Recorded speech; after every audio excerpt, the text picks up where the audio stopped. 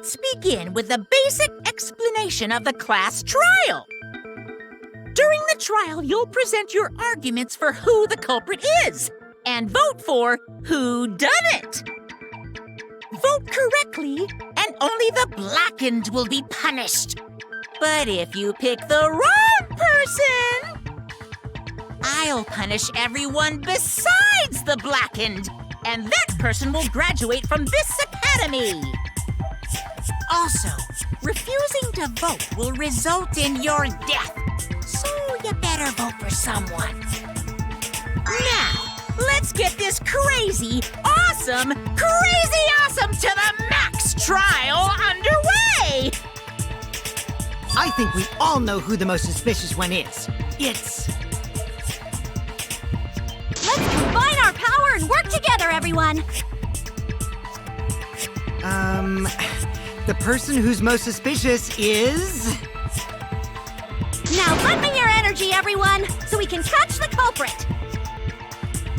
Because the murder happened during the magic show, the culprit can only be...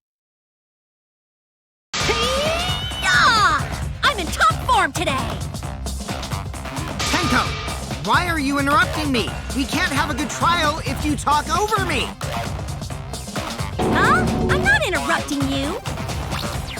Whatever you have to say is probably worthless anyway, because all males want to talk about is S.E. Himiko seems suspicious. Hey! Angie, how can you accuse Himiko? Aren't you her friend? I'm just telling you what Atua is telling me. He is using his divine knowledge to show us the way to survive. You should thank him, lest he pour his holy wrath upon you all. Screw Atua! That guy's got nothing on me! I'll protect Himiko! But it does point to Himiko being the most suspicious. Ryoma died during Himiko's magic show. His body appearing in the water tank leads one to think the escape trick played a part. It's only natural we suspect Himiko. She was the one performing the trick.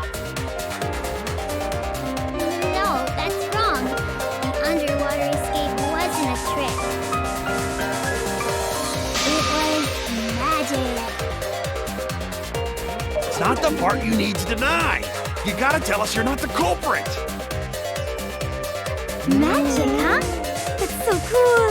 What a mysterious miracle. Now, did you kill Ryoma, Himiko? Atua will hear your confession. Stop it! There's no way any of that is true! It's true, though. Himiko used the underwater escape trick to kill Ryoma. But I still don't have a clue how Himiko did the trick. There's no trick. That really was magic. You know, maybe it really was magic. Oh, stop it. If you don't reveal your trick now, then we'll vote you as the culprit. Stop picking on Himiko! A cute, tiny flower like her couldn't kill anyone! I get that you want to defend her, but that might be a bit much.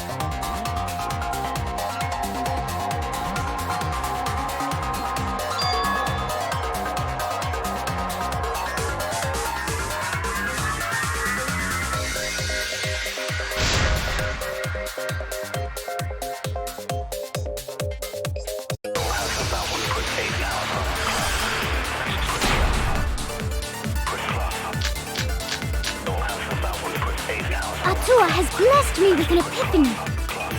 The culprit used the underwater escape trick to pull off a sneaky switcheroo with Ryoma. After that, the time ran out. The tank above Ryoma opened and piranhas came pouring out.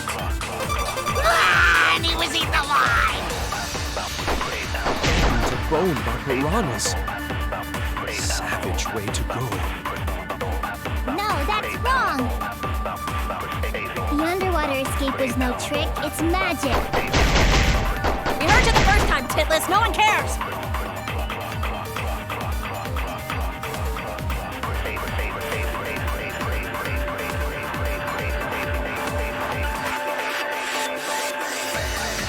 Atua has blessed me with an epiphany.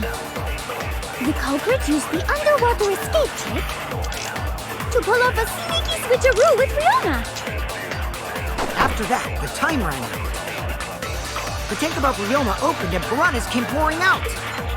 Ah, and he was eaten alive! Eaten to bone by piranhas. Savage way to go. No, that's wrong. The underwater escape was no trick, it's magic. We heard you the first time, Titless. No one cares.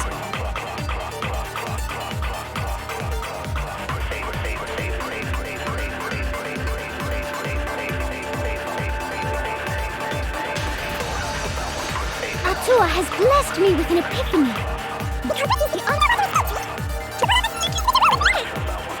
Time ran out. The tank above Ryoma opened and piranhas came pouring out.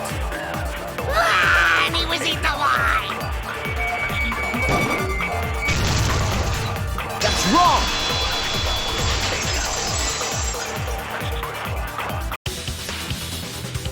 No, Ryoma's death was not caused by the piranhas.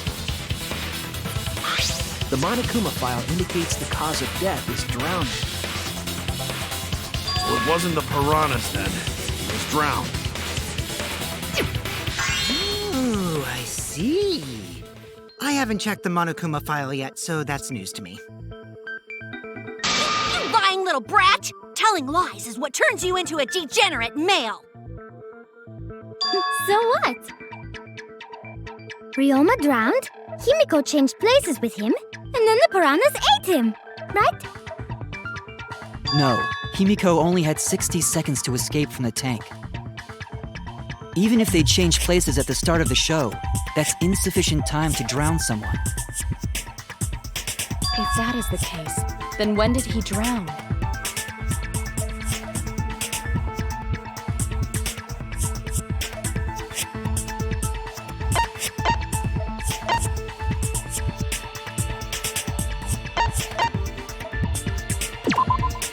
That's it! Ryoma was already drowned before the show started. Agreed. Before being eaten by the piranhas, he made no attempt to escape the water. To be precise, he made no movements whatsoever. Yes. By that point, he had already joined the ranks of the dead. Could that mean his body was hidden until the culprit made it appear in the tank? Hidden?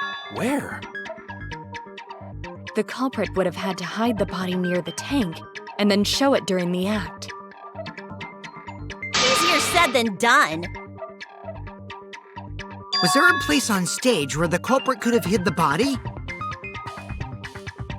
Oh wait! Himiko should know since she performed the underwater escape trick. Himiko, why won't you just explain it to us? 'Cause it's magic. No, maybe it really was magic. Shut up. Himiko is committed to her act, but those who deal in dreams are oft liars. Why is everyone still picking on Himiko? You're all worse than a drunk dad's ramblings. We should let him vent. After all, it's tough being the man of the house. And we gotta figure out how the trick works to find where the body was hidden. But Himiko does not wish to tell us how she performed her act. Then let's work together to reveal the secrets behind Himiko's trick! So, not real magic? No, it was real magic. Magic! Magic! No! It's Himiko's curse! Her curses are really powerful!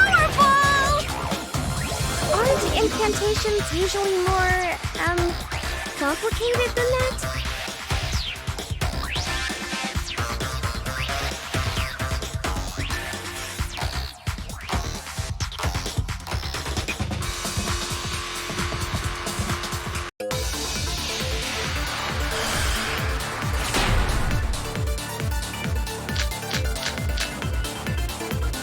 How did Himiko escape the water tank? Maybe she just climbed out and no one noticed. Nah, she definitely would have been caught. Perhaps a mechanism was set up on the stage. The curtain covering the tank was certainly suspicious. What about that square pane of glass we found in the tank? Maybe the tank had a secret hatch. It must be real magic! Yeah! Real escape magic! Maybe there were two Himikos. And one of them was Tsumugi in disguise. Hey, my costumes aren't disguises.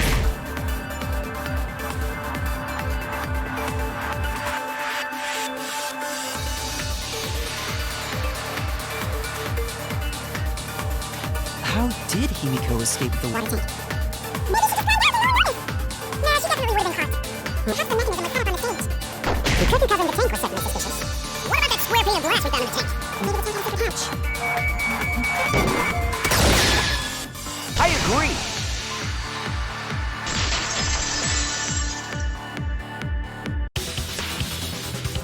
Maki was correct. There was an escape hatch on that tank. I see. So it did have one. That's right. I discovered a similar tank in Himiko's lab. There was a panel on the side that could open. That was her escape. Mind over strength!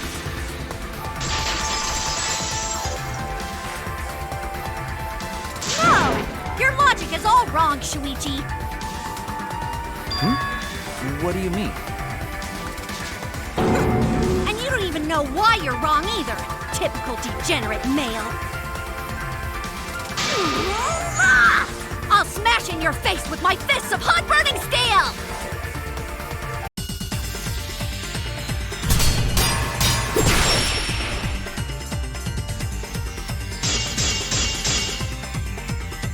The side of the tank being open doesn't have anything to do with Himiko's escape. She didn't use an escape hatch. I know she didn't do that. And now, I'm gonna punch you!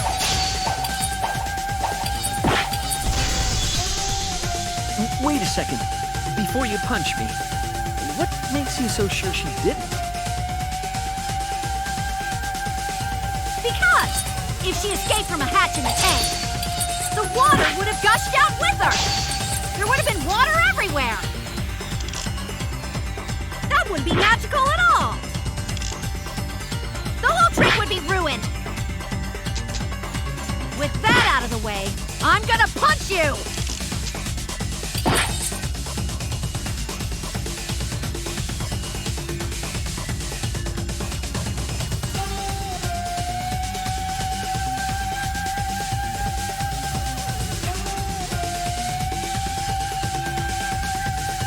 Because if she escaped from a hatch in the tank, the water would have gushed out with her! There would have been water everywhere! I'll cut through your words!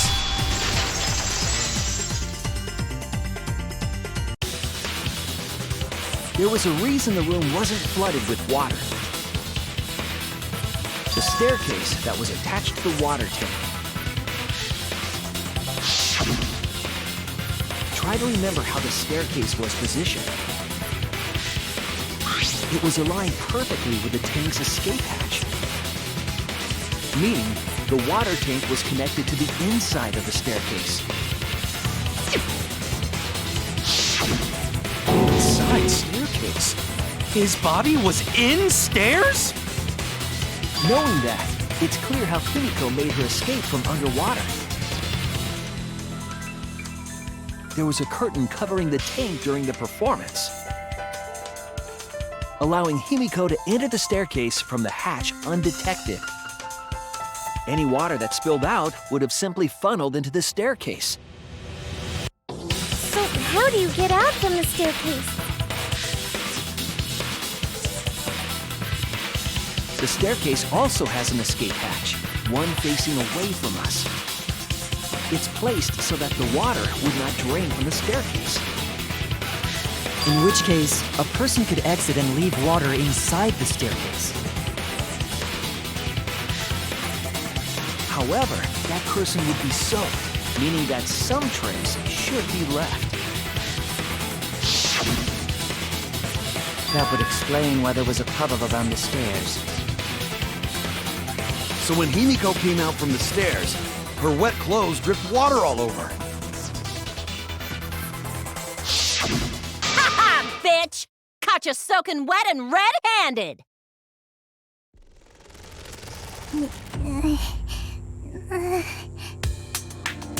Judging from Himiko's reaction, you hit it right on the bullseye. But Himiko's clothes should have been wet when she left the water tank.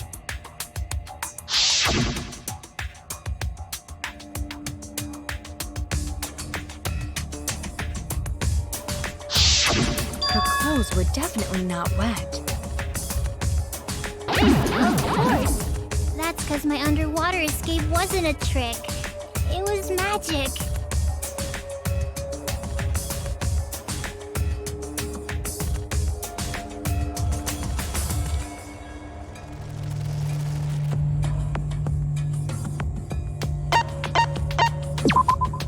That's it! It's because she changed her uniform. The dormitory is stocked with uniforms. Did you hide one behind the stage in advance? I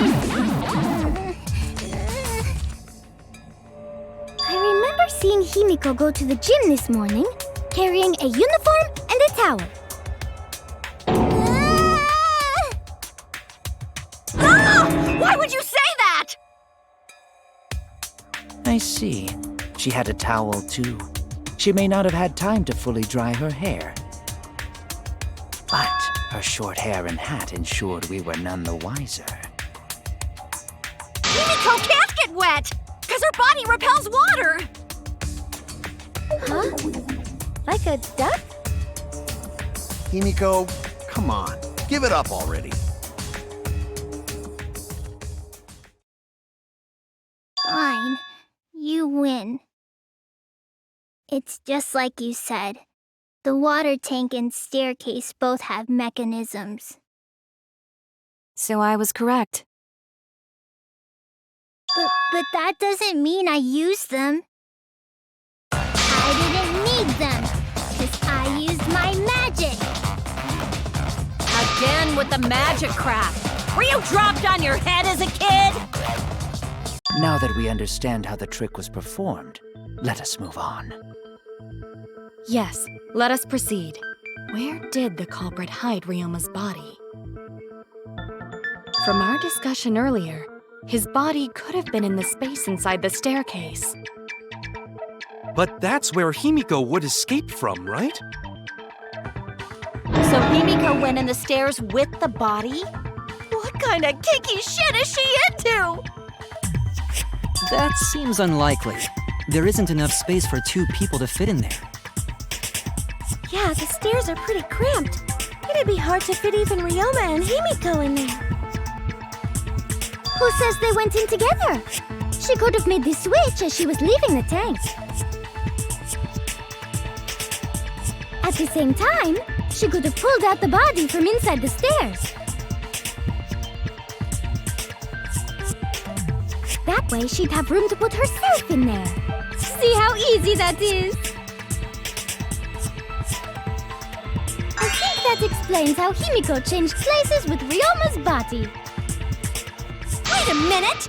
Why did you automatically assume it was Himiko? Who else but Himiko could have done it?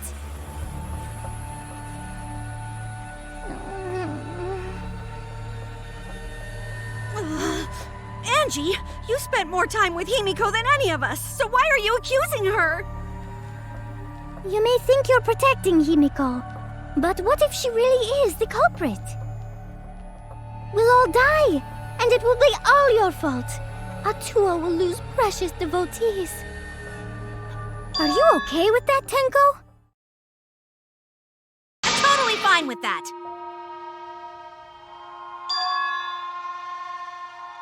I don't care what anyone says.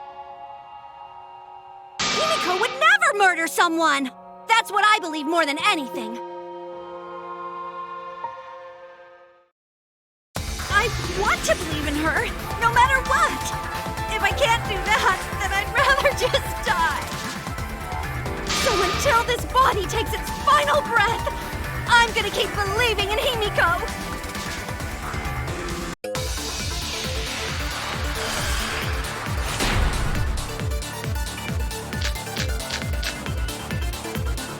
The only one who could have switched out Ryoma's body is Himiko herself.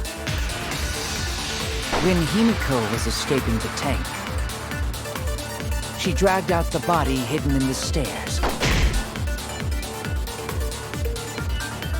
and simply switched places with it. Are you telling me you saw that happen?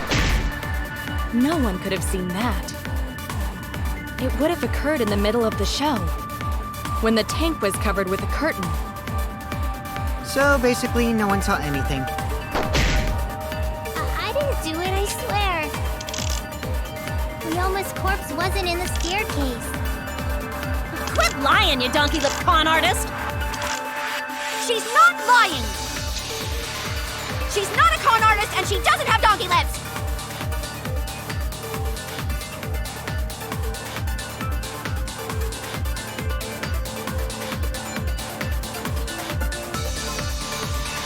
The only one who could have switched out Ryoma's body is Himiko herself. When Himiko was escaping the tank, she dragged out the body hidden in the stairs and simply switched places with it. Are you telling me you saw that happen? No one could have seen that.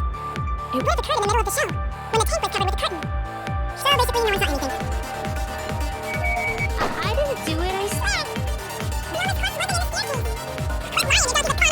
So basically, no one saw anything. I didn't do it, I swear. Ryoma's corpse wasn't in the staircase. Quit lying, you donkey-lipped con artist! She's not lying! Damn it!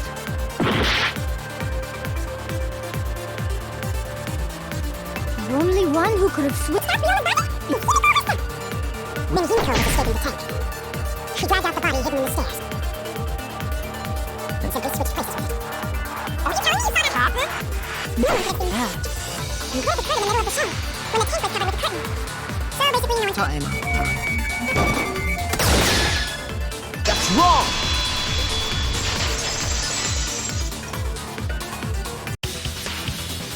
Someone did see inside the tank.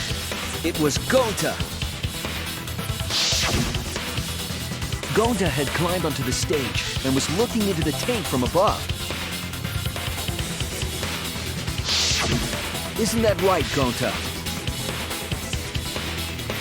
Yeah, Gonta saw down into tank, but saw no one in there. Nobody's in there?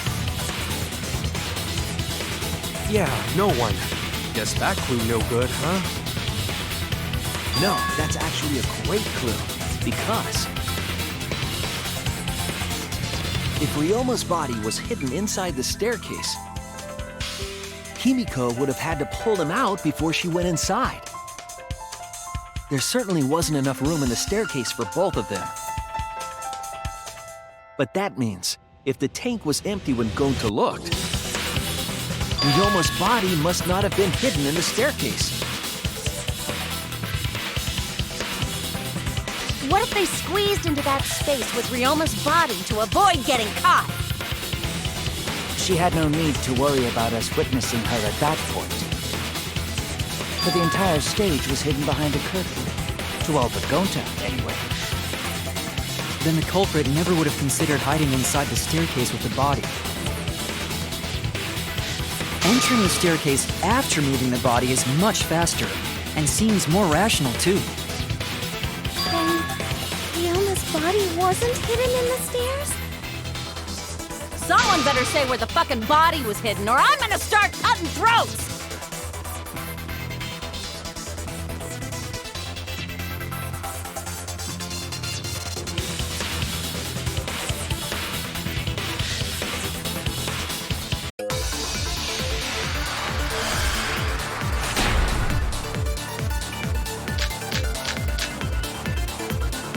Where were you hiding Ryoma's body? It wasn't really in the stairs, was it? After all, there was only enough space for Himiko. Well, how about behind the curtain? If there was a way to enter the tank from there, then it would be plausible. Or maybe the body was in the tank all along. But we just couldn't see it. Impossible. You'd need top-notch visual effects to pull that off. And what of the tank containing the piranhas? No way! If you put a body in there, the piranhas would have eaten it way before we saw it. But if the body and piranhas were separated, then it wouldn't have been devoured, correct?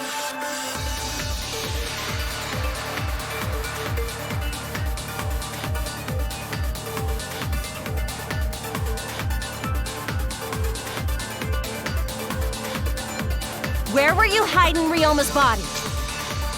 It wasn't really in the stairs, was it? After all, there was only enough space for Himiko.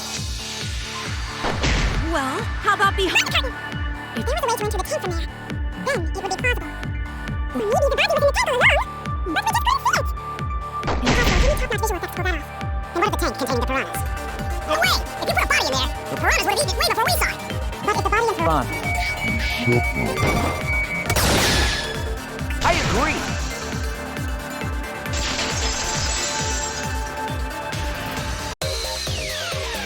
Kyo's hypothesis is correct. The body and the piranhas were separated. This was accomplished using the square glass pane found in the tank. Just as I thought. Using that glass pane as a divider, a safe space could be created in the tank. It is in such a space that the body could be stored, separated from the piranhas. Then that means Ryoma's body was hidden in the piranha tank the whole time! So Ryoma's body fell into the water tank with the piranhas? Gonta knew it! what is it, Gonta? Gonta was above stage when piranhas fall. That's why Gonta sees something no one else could. When piranhas fell, Gonta sees some big thing fall into water tank with them.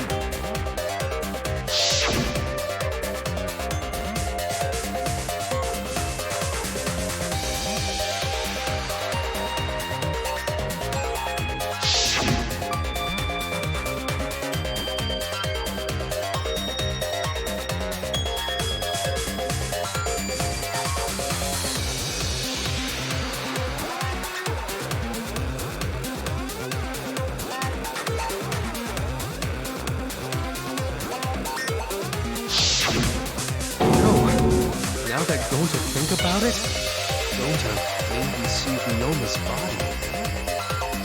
When the piranhas dropped from the tank, I thought I saw something bigger drop as well. The water tank on the bottom is made completely out of glass, correct? You can see what is happening through the glass. Can you really hide a body in the tank? Even in murky water, a dead body would still be visible in a glass tank. Unless a certain something was used to obscure the body. A certain something? We all agreed that the glass pane was used to separate the body from the piranhas, correct? Well, that method has the added benefit of hiding the body from view.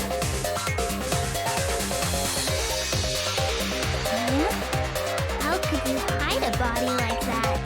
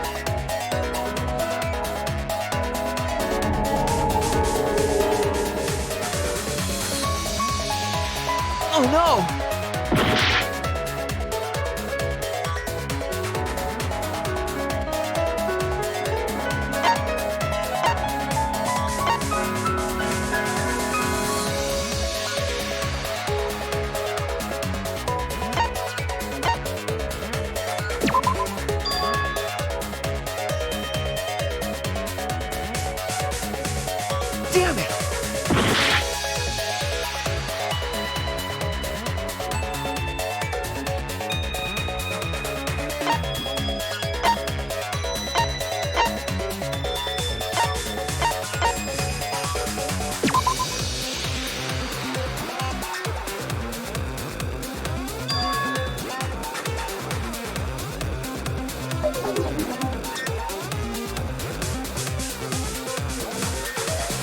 Oh no!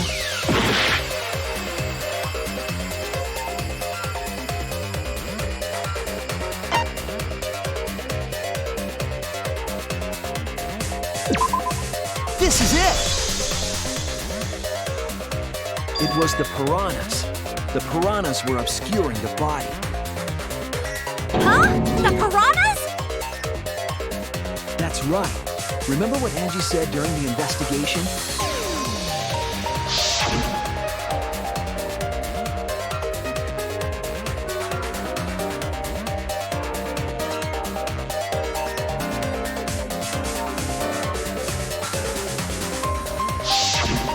They increased that significantly? I didn't know piranhas fuck like rabbits. It seemed that way, but it wasn't that the actual number of piranhas increased.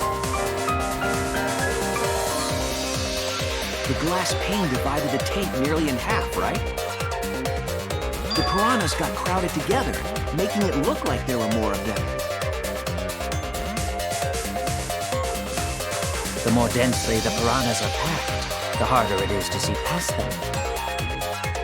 Because of that, it was difficult to see the body hidden in the tank. That glass pane was the lid from the piranha tank.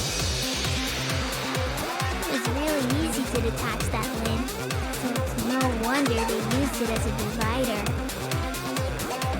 Gee, thanks for telling us that useless detail. What the heck are you saying? That detail was super useful.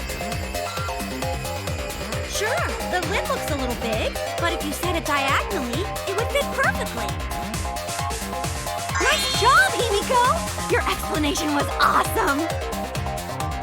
This much evidence, it seems like the body was definitely in the piranha tank. Congrats, Himiko! Now there should be no reason for anyone to suspect you. Really? Yeah, because if you didn't switch places with the body, then you couldn't have killed him. It only means we now have other suspects. You are not cleared of suspicion just yet. Okay, but still, that's way better! That's wonderful news, Himiko! Atua is happy for you. Apologize, Angie! You and your Atua better tell Himiko you're sorry right now! Atua is sleeping. He went to bed angry because you all doubted him. What a petty-ass god! No, it's okay. We shouldn't be mad at Angie. We should be mad at this class trial, at this killing game. Oh, Himiko! Bless your sweet, kind heart! That's what Atua said anyway. What? It's too bad that the handsome god went to bed angry, though. Himiko's still brainwashed! But I'm not giving up just yet. This is gonna be a breeze. Great, now what are we gonna do? We're back to square one. And why are we back to square one? Because any of us could still be the culprit. Jeez! You flunked out of tard school or something? Nuh-uh, not everyone. We can narrow it down to whoever doesn't have an alibi yet. Eh? What alibi? I guess I should have known a dumb whore pig like you wouldn't understand. So let me explain. Who you calling a dumb pig? If there's this much evidence, then there's no mistake the body was hidden in the piranha tank. But for someone to plant the body in there with such limited time is pretty tricky.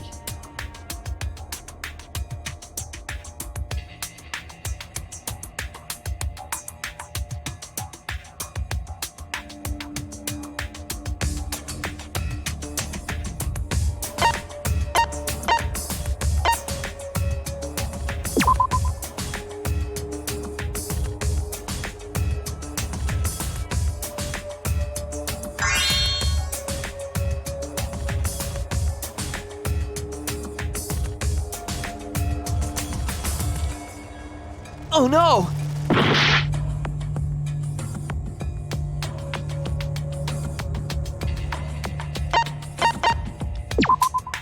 That's it! It was done yesterday, before nighttime. Ding, ding, ding! The ultimate detective gets it right again! Oh, wait. How do you know it was before nighttime yesterday? Stop asking me dumbass questions. It could have been solved with the process of elimination. Jeez. Fine. I'll explain it to the itty-bitty pea-brained bitchlet. Bitchlet! First, the gym was closed during nighttime, so no one could have entered. If you try to enter the gym at night, it'll go off. You talking about my butthole? No, she means the alarm! After nighttime passed, morning came. But hiding the body before the show was... Impossible! Himiko and I were waiting in front of the gym before the morning announcement. Which leaves only one possibility. It was done before nighttime yesterday. Anyone who doesn't get this is just as stupid as the whore bitchlet over there. So the culprit placed Ryoma's corpse in the piranha tank before nighttime yesterday? Which means he was also killed during that time frame. Yay! Now we know what time the crime happened, right? I still don't really get it, though. Can we narrow down the time of death a bit more?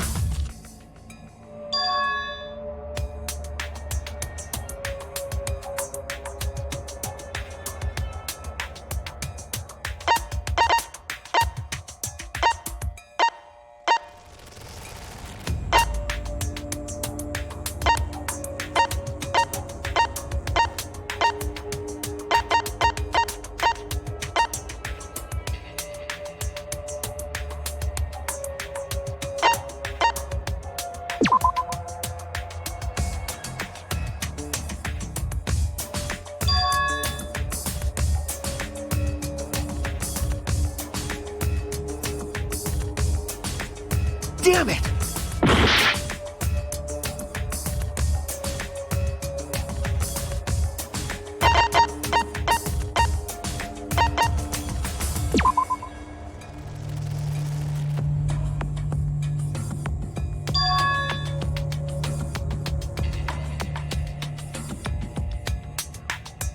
I was wrong!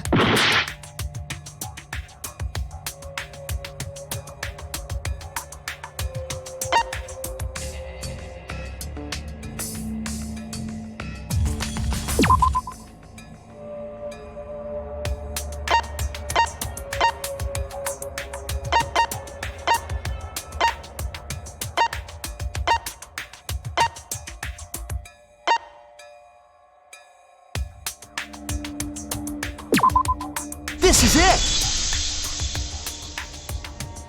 If we can find out who last saw Ryoma alive, we can narrow down the time of death. Hirumi, you were asking everyone when they had last seen him, right? Yes, Gonta was the last person who saw Ryoma. What? Really? And when was the last time Gonta saw Ryoma? When Gonta was inviting everyone to insect meet and greet, so... Gonta think that was maybe 8 p.m.? If he was last seen at 8 p.m. and was killed before nighttime officially began... Then we can assume the crime took place between 8 o'clock and 10 o'clock at night. So all we must do is find someone with no alibi for that time period, yes? Simple enough. After all, most of us were detained by Gonta then. If I recall correctly, the only people that weren't there besides Ryoma... That would be the four of us. Myself, Kaito, Miu, and also Maki. Wow, Kirumi! You would tell the truth, even if it screwed you over. I do this for everyone. It is my duty to unveil the truth, so I do not care if people suspect me. Beautiful! Your spirit of self-sacrifice is just too beautiful! I will also say this. The crime took place between 8 and 10 o'clock at night, and I was at the gym during that time. But I was only there for about 5 minutes. Why would you even say that, though? You're tying a noose around your neck, you know. I don't care if it was 5 seconds. It's way too suspicious that you were alone in the gym. I think the cleaning lady here is the culprit. You killed Ryoma, didn't you? It is too soon to tell. We should hear what everyone has to say, right? Fuck that noise! But Mew, you don't have an alibi for when the crime occurred either, do you? Think I'm suspicious? I don't even know where the gym is. Doesn't telling such obvious lies make you more suspicious, Mew? The other two without alibis are Kaito and Maki. Let us hear your testimonies. I was in my research lab the whole time. I didn't go to the gym. But that cannot be proven, can it? What about Kaito? Only murderers grow out creepy facial hair like mustaches and goatees. What? My goatee's not creepy. It gives me a glamorous celebrity vibe.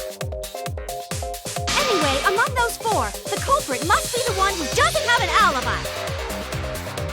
I apologize, but given the circumstances, we have no choice but to suspect you. Suspect who? Who's the culprit? Wait up! Why are you guys suspicious of me? I've been helping the whole time! Oh, wait. I remember now. I do have an alibi. You will see whether or not I am suspicious as the trial progresses. I'm not the Way I'm culprit. the culprit!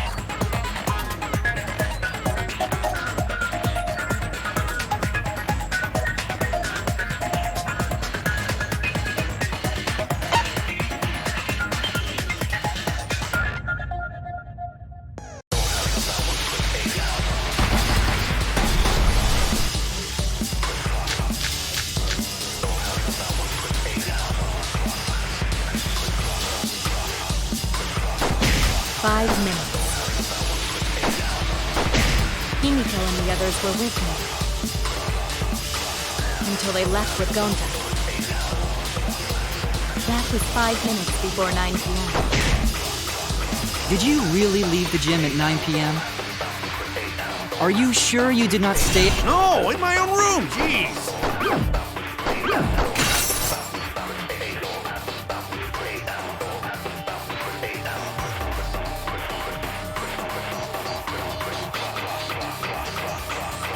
I was only running. alone in the gym for about... I tried hiding in the classroom. I even tried hiding in the girls' bathroom. Pervert! Filthy male pervert! Then right before nighttime, I got tired and fell asleep. In the girls' bathroom? What? No, in my own room, jeez.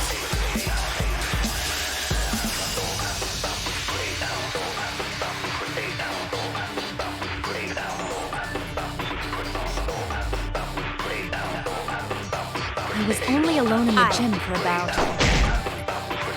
What is your alibi? When I was running from Goat, things got a little heated if you catch my drift. What's Monkey's alibi? I didn't run into anyone. I was in my research lab the whole time. No, in my own room, jeez!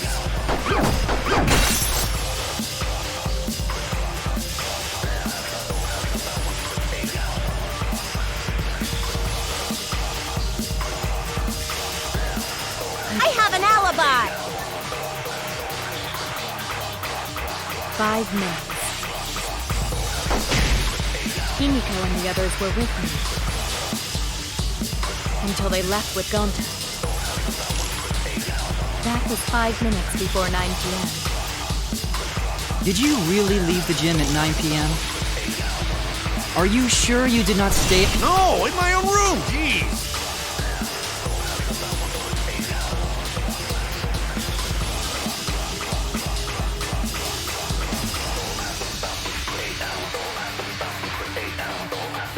I was only alone in the gym for about 5 minutes. Himiko and the others were with me. Until they left with Gonta. That was 5 minutes before 9 p.m. Did you really leave the gym at 9 p.m.?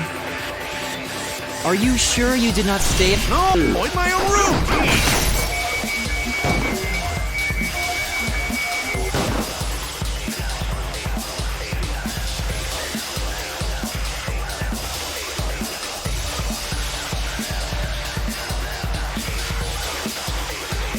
I was only alone in the gym for about 5 minutes.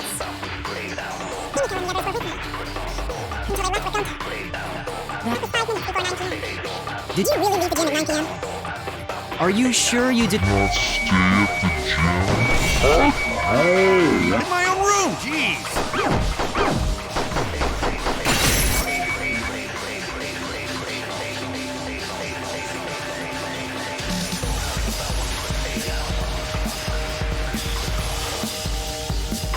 I was only alone in the gym for about 5 minutes. Himiko and the others were with me. Until they left with Gonta. That was 5 minutes before 9 p.m. Did you really leave the gym at 9 p.m.? Are you sure you did not stay? No, in my own room, jeez!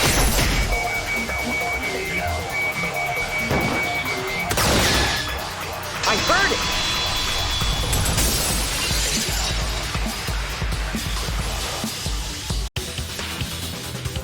No, I think Hirumi is telling the truth. Kokichi's story proves it.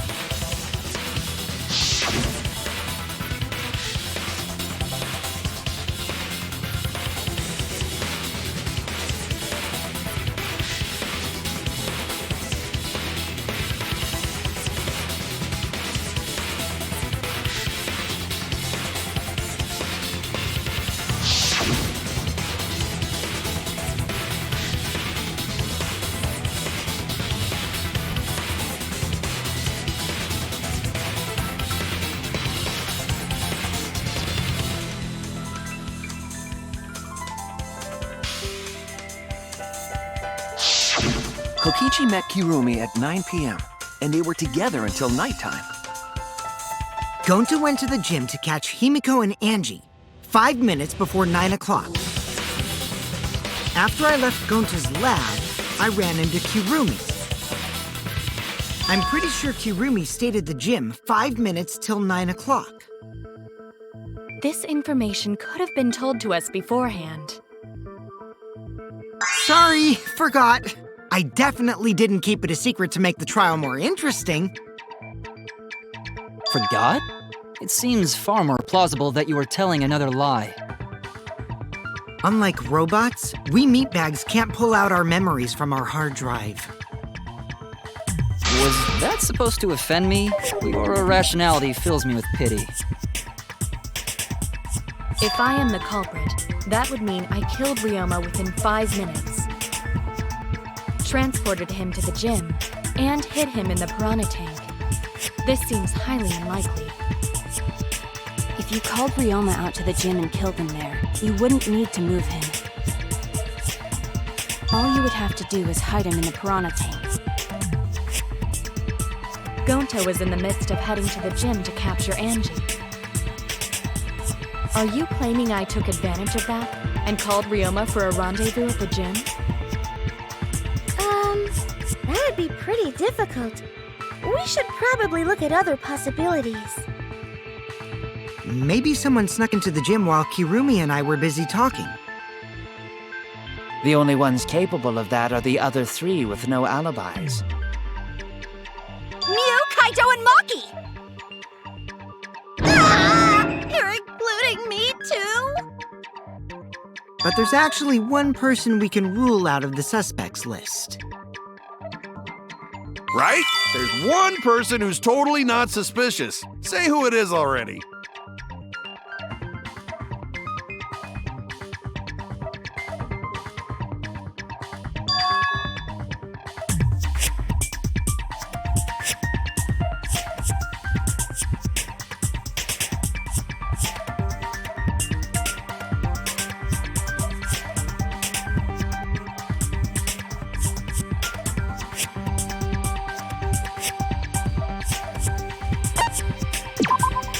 That's it!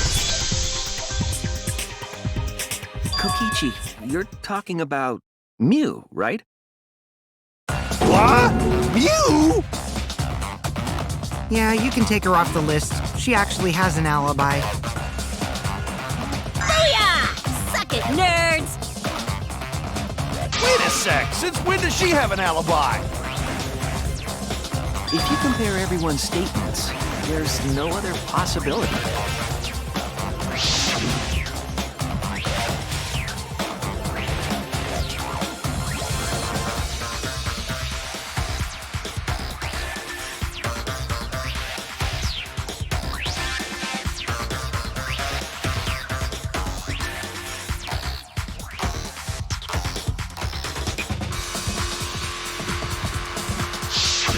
A girl walking around half naked.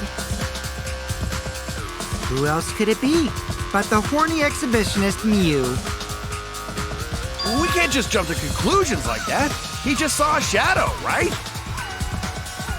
That could have been anyone walking around in women's underwear, even me. That'd be a whole different issue. No, it's Mew, without a doubt. Mew and Gonta's statements prove it.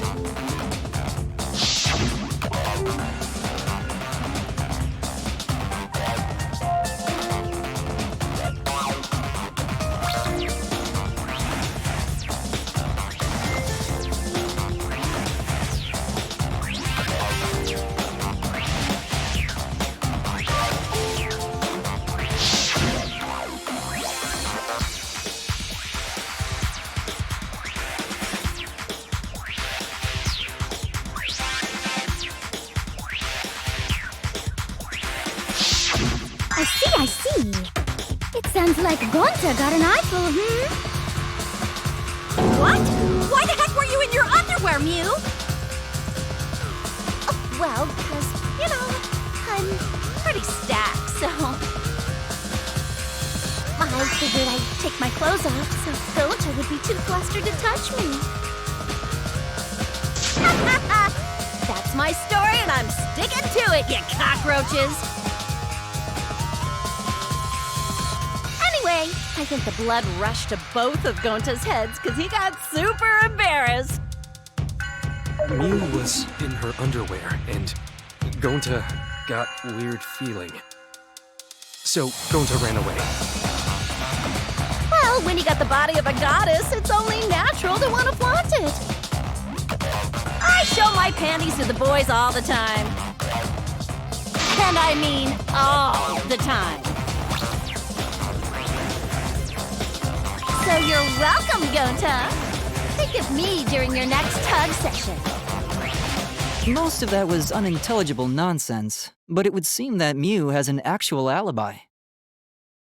Yep, it took a while, but at least we got everyone's alibis cleared up. We should remember all of this in case we need to recall these events again.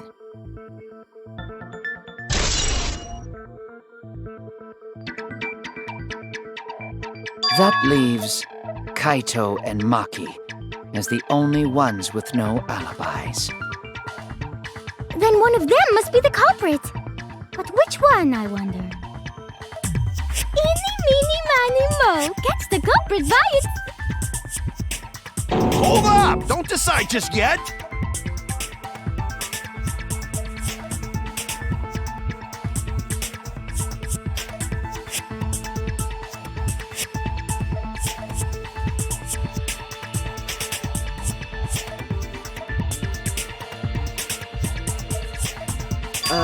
Maybe we should determine the sequence of events. The culprit No, we should do something more fun.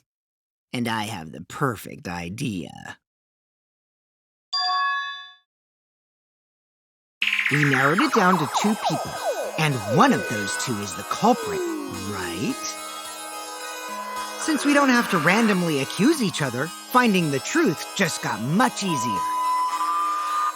So let's find the truth with a more effective method. And what is this effective method? If one of them is the culprit, then the innocent one should know who the guilty one is. Yeah? Because if you know you're not the culprit, then you can just accuse the other person. Yes, that is true. Which means there is one person among us who definitely knows who the culprit is. To that someone who knows, do your best to convince us. Work harder. Work harder? Have the 2 argue for their innocence. That's how we'll decide our culprit. Even if we did that, wouldn't they just pass the blame back and forth? And... Huh? You guys talk about cooperation and teamwork, but you're all afraid. You're too scared to point your fingers at others, so you hide behind the word trust. How do you expect to find the culprit when you're all worried about each other's feelings?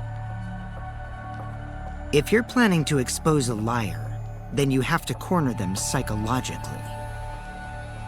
Only then will they reveal their true self as a liar, hiding beneath a layer of deceit! If we want to find the liar, I suggest that the 2 suspects argue against each other. No more pointless deductions. All we need is for them to fight for their lives. So let's host an argument that's totally not boring but super fun! We'll catch the culprit in their lies when we find a contradiction. We'll scare the culprit until they screw up! That's how a true class trial works. Right, Monokuma? A development like that would liven things up a bit. Yep, I totes agree. You're agreeing with Monokuma? Just whose side are you on? I'm on your side. I don't want to die either, you know. That's why we need to take this seriously. Hot debate to smoke out the liar. And how do you expect us to start this? If you guys need some help getting started, I can give out the first topic. Our first topic is this! Ta-da! The Cubs pad. Not just any Cubs pad, but the one given to our latest victim, Ryoma. When we started investigating, I went straight to his room to borrow it.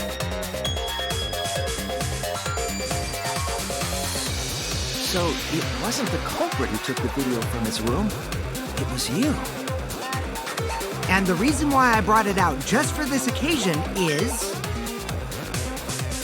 because one of these 2 had Ryoma's motive video. Dun dun dun! One of these 2 had it?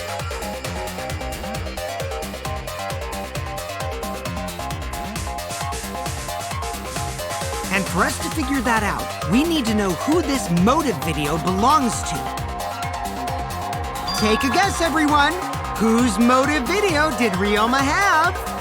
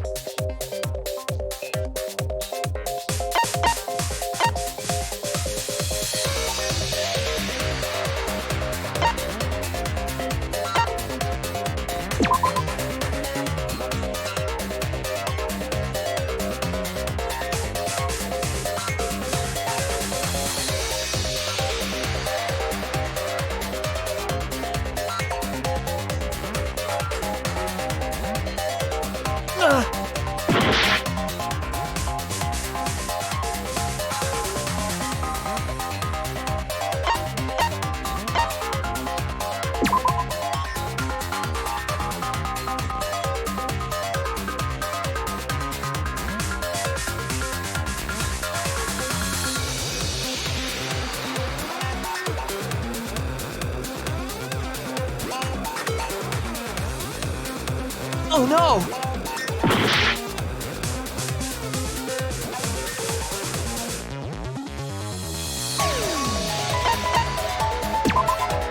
That's it! It was Maki's motive video, right? Oh, how did you ever guess? Oh, I know! It's because the motive video that you have belongs to Kaito. Process of elimination wins again. The obvious answer was Maki, right? Is that true, Shuichi? Yes, you're right. And what about that? Just because Ryoma had my motive video, that doesn't make me the culprit. Finally, you said something! This is how a debate should be. I only brought up the motive video to make you talk. Excuse me? Okay, now that we got the party rolling, let's get you and Kaito ready to argue. Remember, if you're not the culprit, then that means the other one is. Got that? Let's start this extreme death debate. Tear up the other's lies, rip each other apart. Wait just a minute. What are you trying to... Quit screwing around! We don't need to debate who's a culprit! I'm not the culprit! That's for sure. Which means... Kaito, wait! Maybe Kokichi is wrong. Maybe he... But Maki isn't the culprit either!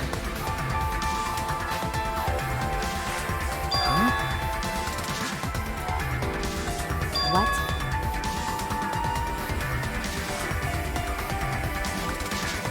Huh? Really? You're saying neither of you are the culprit? Then what would be the point of this whole debate? Who cares about that? All I know is that neither me or Maki are the culprit. It's just a hunch I've got. Hunch? Are you being serious? You do know all our lives are on the line here, right? And you're betting our lives on just a hunch? You don't get it. This isn't just any hunch. This is an official hunch from the Kaito Momota, luminary of the stars. What? How illogical. This is even more difficult to comprehend than Kokichi's antics. You're totally not serious. You can't be that stupid, right? No! He might actually be that stupid! Damn idiot! A damned idiot! Hey, don't call me an idiot! Anyway, me and Maki aren't the culprit. There's no doubt about it. I believe in Maki. You what? You believe in her? But based on what? Huh? I don't gotta base it on anything, no matter where the clues point. In the end, the only thing that matters is what I believe, right? Whether I believe or not. Whether I want to believe or not. That's the only thing that matters. So, you do not have any evidence. Only baseless conjecture. But I totally get where he's coming from, because I want to believe in Himiko too.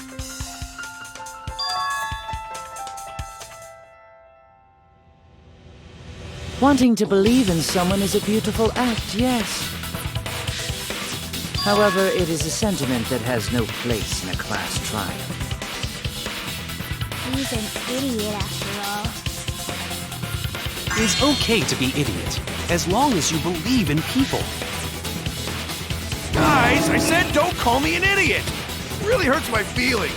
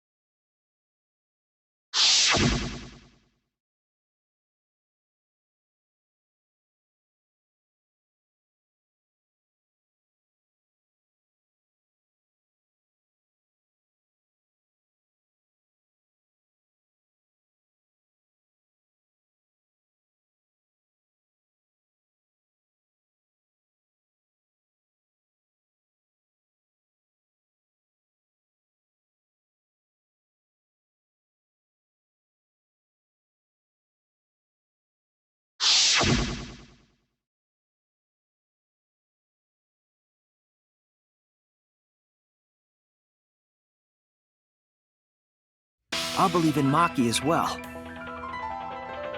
What? That's our Kaido, right? Making us think with our hearts. You too? How could the ultimate detective believe in someone without proof? But there's no proof linking Maki or Kaido to this crime either. I believe in innocent until proven guilty. For now, they are innocent. Right on, Shuichi. I knew I picked a good sidekick. And by the way, I might be the ultimate detective, but I'm in training. I told you that, didn't I? I'm just an apprentice, not a real detective. How do you plan to get closer to the truth without suspecting either of them? Unless you have evidence to the contrary, these two will remain suspects. So I just have to turn it around, right? Huh? It's not like I owe that idiot a favor or anything just because he defended me. But that hopeless idiot may have encouraged me a bit. Seriously, enough's enough! Stop calling me an idiot! What are you trying to say, Maki? I didn't want to say anything, but I can't stay silent forever. So I'll tell you. Oh? Tell us what? I met up with Ryoma during nighttime yesterday.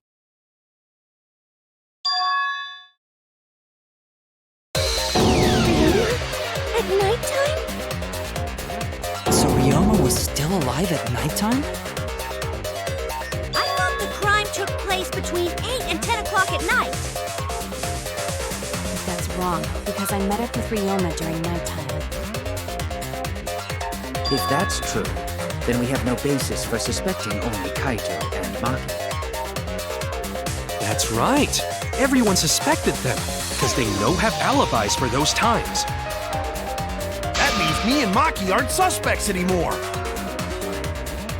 Quit fucking around! You think I'm dumb enough to swallow that line of crap? Yes, this seems too convenient. But why did Maki wait until now to mention that? It's totally obvious! Maki's so desperate that she has to lie!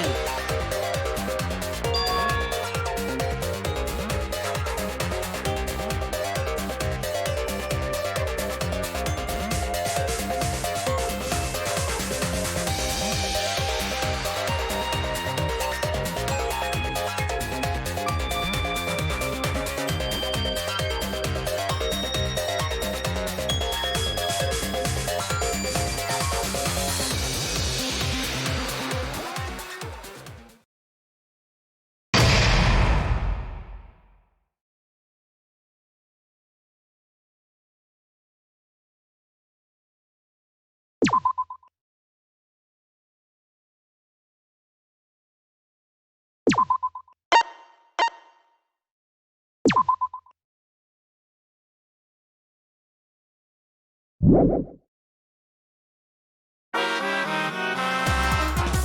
then.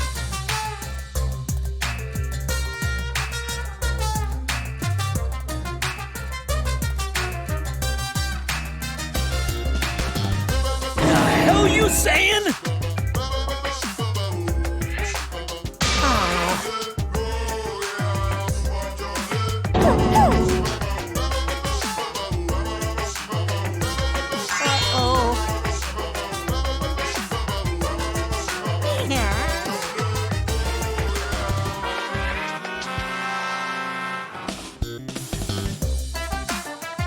Now then. The hell you saying?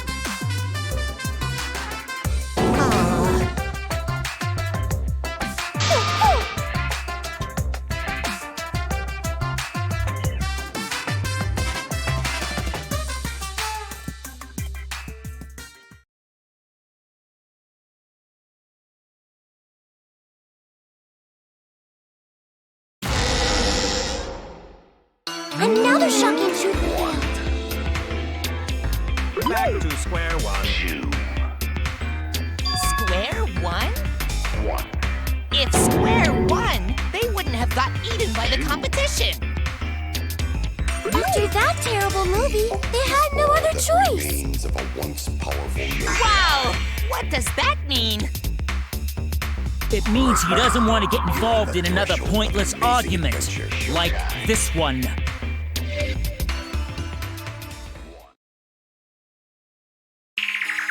We shouldn't listen to anything Maki says. She's just gonna throw out more lies. But if we don't ask her for more details, how will we know for sure? I told you already, we don't need to. I hate liars. Liar, liar, pants on fire. More one to talk.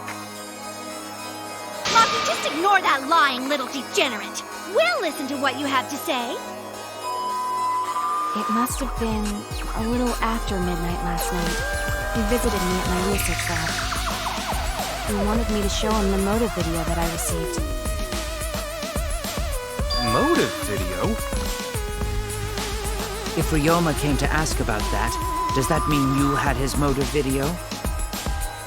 As I recall, Ryoma had Maki's motive video, correct? Does this mean you and Ryoma received one another's motive video? I actually didn't check the one I got, so I wouldn't know. Maki admitted earlier that she hadn't checked her Cubs pack. Then why did Ryoma think that Maki had his motive video? If he went around asking at random, he might have asked some people besides Maki. He never asked me. He probably never asked you guys either, right? Then, who was it that told Ryoma about his Cubs pad?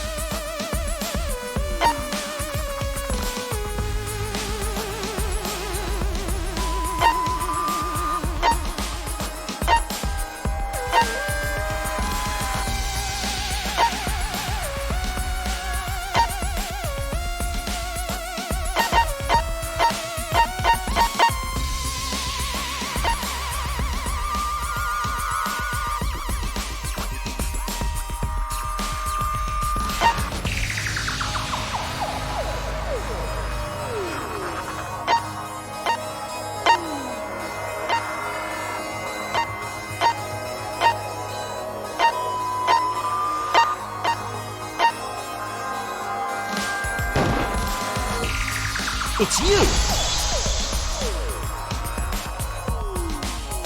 That would be Kokichi.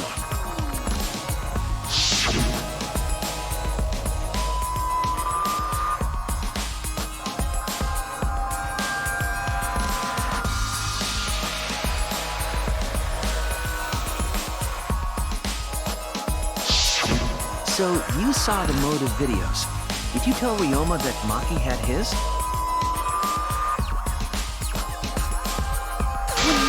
get this quiet, they're either caught in a lie or thinking dirty thoughts.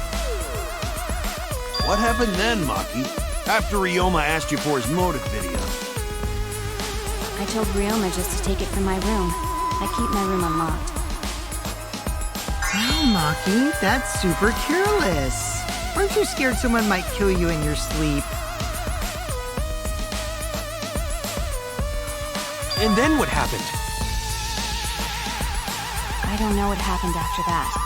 I'm not even sure if he saw his motive video. When he asked me, he said that he would show me my motive video in return. But I wasn't interested, so I declined. And that's pretty much it. So you don't even know if Ryoma saw his motive video? What a bunch of crap. If Maki met with Ryoma at nighttime, that proves he was still alive then. Which means, even though we don't have alibis from 8 to 10, Maki and me aren't suspects. If that story is true. It's true. Then why did you wait until now to bring that up? I didn't say anything until now because I wasn't in the mood to be suspected. Suspected? What for? Kirumi said it earlier. It seems that Ryoma and I had each other's motive videos. That's pretty fishy, right? So I didn't want to mention it to avoid suspicion. You didn't say anything because you weren't in the mood? It is quite selfish to keep this information hidden because you were not in the mood. Well, whatever. Either way, let's just believe Maki. Yes, yes! Those who believe shall be saved! No, we need to wait. There is still more to confirm. Well then, why don't we ask Kokichi? Huh? What now? You never answered my question. Were you the one who told Ryoma that Maki had his motive video? Is that really important? Yes, it is important. Because if Kokichi told Ryoma, it becomes more likely that Ryoma visited Maki during nighttime. I see. Kokichi's response may help corroborate Maki's testimony. Now you understand why I don't want your charade. I want the truth. Well, Kokichi, did you tell Ryoma? You said it earlier. I don't want to die, right? If you really don't want to die, then you better tell us the truth. Here comes the dramatic turnabout. Now I'm the one pressured by Maki. Okay, it's true. I told Ryoma. Just as I thought. That's not a bad thing, right? He wanted to know, so I told him. Have you seen everyone's motive video? No, not yet. I was gonna wait until we hosted like a movie screening party. I just checked who had whose so I could give them back to everyone after. I see. Anyway, if Kokichi told Ryoma that, then he must have gone to see Maki. That means Maki's telling the truth. Ryoma was alive during nighttime. No, we cannot be too sure about that yet. Even if Ryoma and Maki did meet, it does not mean it was during nighttime yesterday. So you still suspect me? I am saying it could still be a possibility. If there is still a small chance of you being the culprit, then I cannot trust you entirely. Because everyone's lives are at stake. Then which is it? A lie or not lie? She's not lying. Can't you tell just by looking at her? If it was that easy, we'd be done by now. No, this is a world of lies and betrayal. Himiko! It breaks my heart to hear you say depressing things! I find Maki's testimony suspicious. It's far too convenient for her. This is difficult to determine. Maki is lying. Like I said before, a liar like me knows their own kind. I'm not lying. I did meet up with Ryoma during nighttime. I'm telling the truth.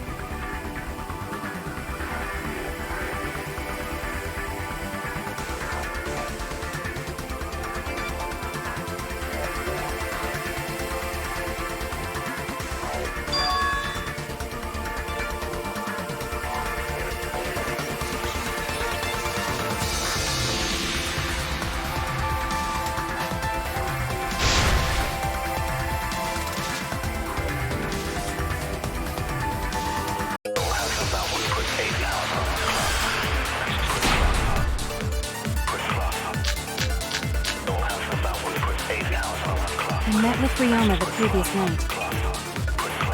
What a load of crap! Maki only see Ryoma at night? Yes, I didn't meet with anyone else.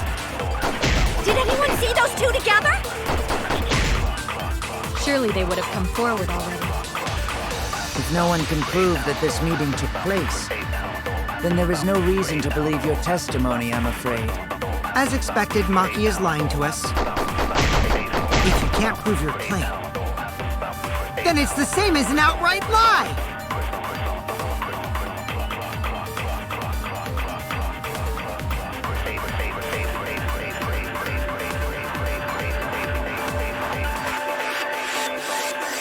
I met with Ryoma the previous night. What a load of crap! Maki only see Ryoma at night? Yes, I didn't meet with anyone else. Did anyone see those two together?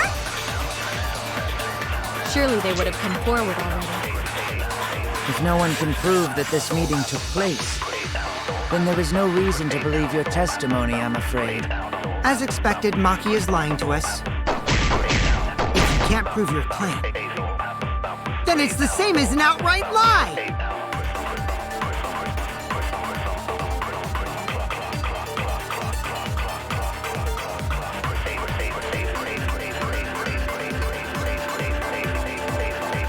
I met with Ryoma the previous night. What a load of crap! Maki only see Ryoma at night?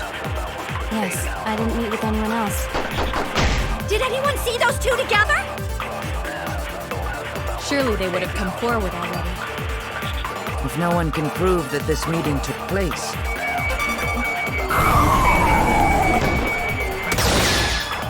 I'll reveal the truth. I might not be able to prove they met, but I can prove Maki wasn't alone. oh, please explain. Well, Kaito and I train together every night. And yesterday, because of the insect meet and greet, we started late. Huh? Ah, Kaito, don't worry. You don't have to say anything. Anyway, we were doing some frog squats on the school stairs when we heard two people talking. People talking? We knew one of them was Maki, but we couldn't pick out the other one. But now that I think about it, it must have been Ryoma.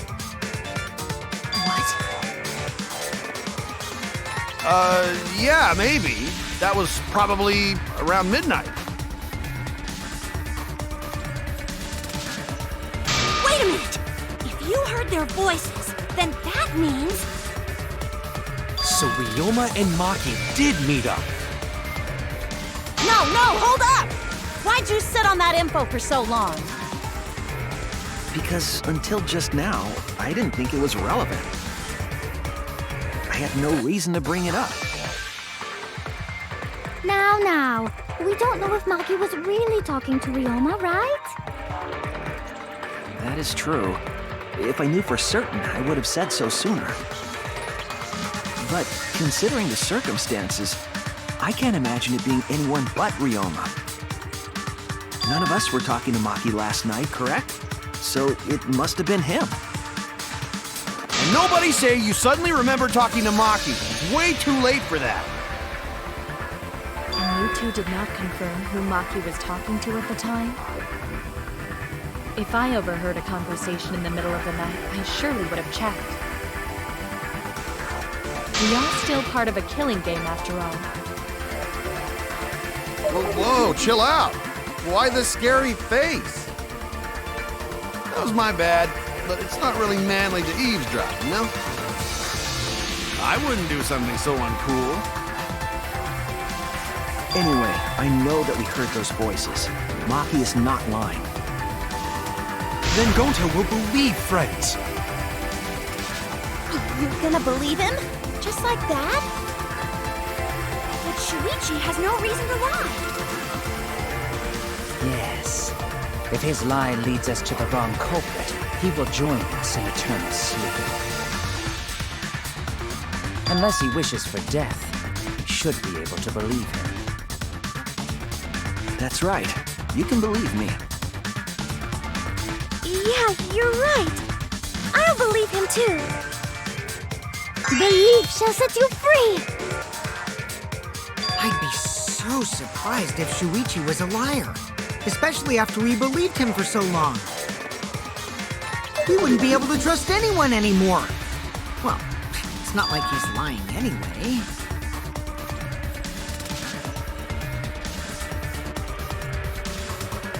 All right, that proves it then. Ryoma was still alive during nighttime. In other words, me and Maki aren't suspects anymore. But I guess that means everyone's alibis no longer matter, yes? So, everyone is culprit again? So, we're right back where we started. What a pain. However, it should be clear now that the crime occurred after nighttime began. But then when was Ryoma's body placed inside the piranha tank? Well, the gym is locked at nighttime, so it must have been the next morning. But That's not possible. Himiko and I were at the gym, remember? So did we fuck up by thinking the body got stuffed into the piranha tank? I don't think so. We have evidence to prove that's what happened. Then when did the culprit throw the body into the piranha tank?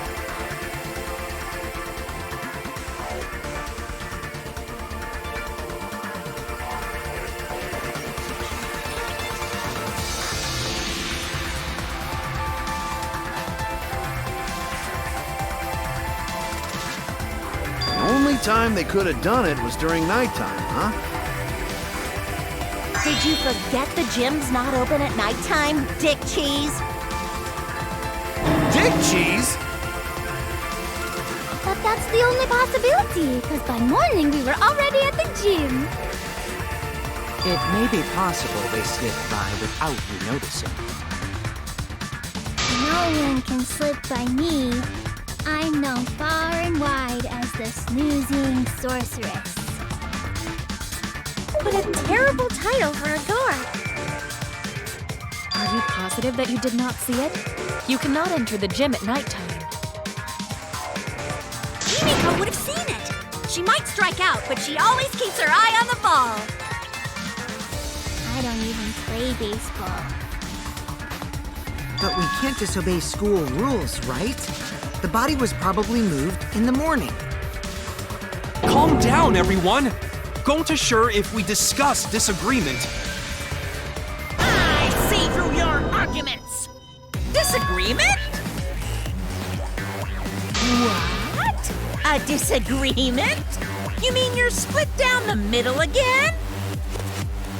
Then the Ultimate Academy is proud to present its very own more phenomenal trial grounds! Yippee! We've been waiting for this! Jeez, you gotta do that whole crazy thing again?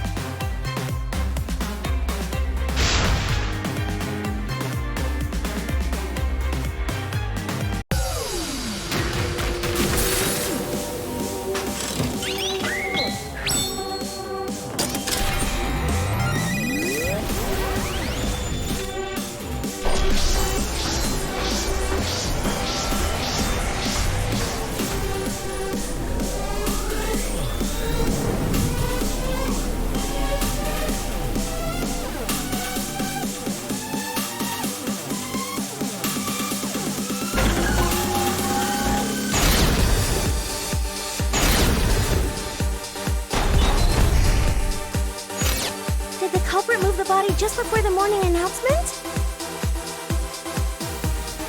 Is it not possible you simply missed the culprit? Remember, the rules state that you can't enter the gym at night. The piranha tank is too far from the gym's entrance.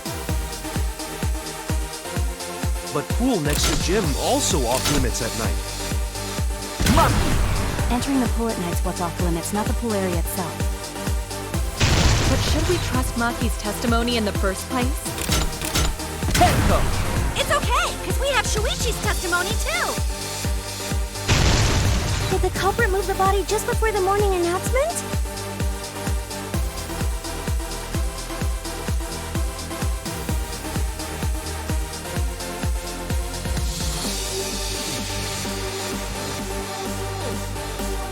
Did the culprit move the body just before the morning announcement? Angie! I was in front of the gym with the others, before the announcement. Is it not possible you simply missed the culprit? We were right in front of the door. There's no way we could have missed them. Remember, the rules state that you can't enter the gym at night. The piranha tank is too far from the gym's entrance. But pool next to gym also off limits at night. Entering the pool at night's what's off limits, not the pool area itself. But should we trust Maki's testimony in the first place? It's okay, because we have Shuichi's testimony too. Remember, the rules state that you can't enter the gym at night.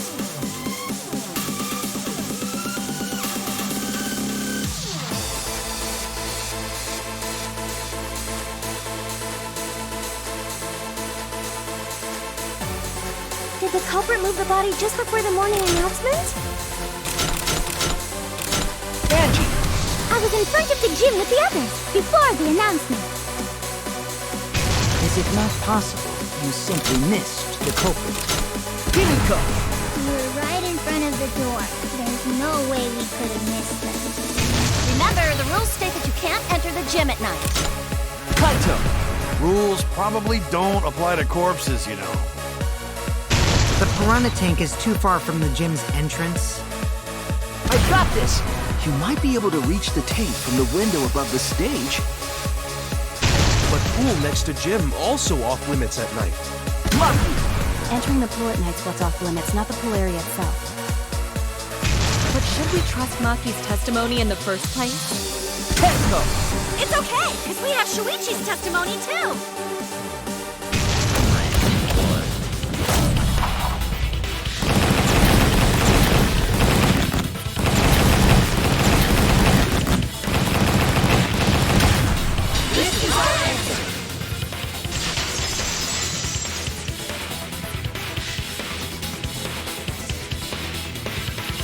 It's true that you cannot enter the gym at nighttime, but a corpse could. I am positive that the window was how the culprit moved the body. That window's higher than the piranha tank, and it's pretty close by. Curtains might have been closed, but the window was open the whole investigation. That means it was certainly possible to put the body in the piranha tank from the window. However, I'm also positive the pane dividing the piranha tank was set up beforehand. That certainly couldn't be tossed in. It would need to be placed carefully. Even if the culprit were to throw the body from outside the window, the window is far too high. It cannot be reached from the floor. Ryoma was small. Gonta could have chucked him easy. Yes, but Gonta wouldn't do that. Gentlemen not chuck dead bodies. Being a gentleman has nothing to do with it. I know! They used the ladder in the gym! You tested it out while you were investigating, Shuichi. That ladder reached the window, right? So the culprit just needed to put the body through the window to pull it off, right?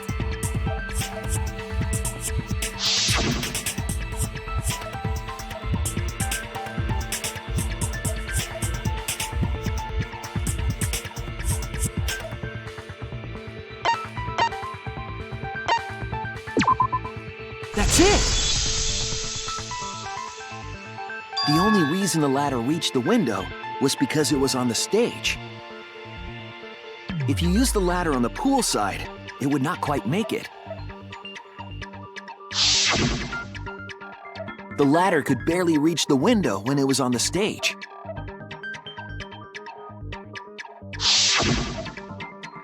And there is nothing on the pool side of the gym as tall as the stage.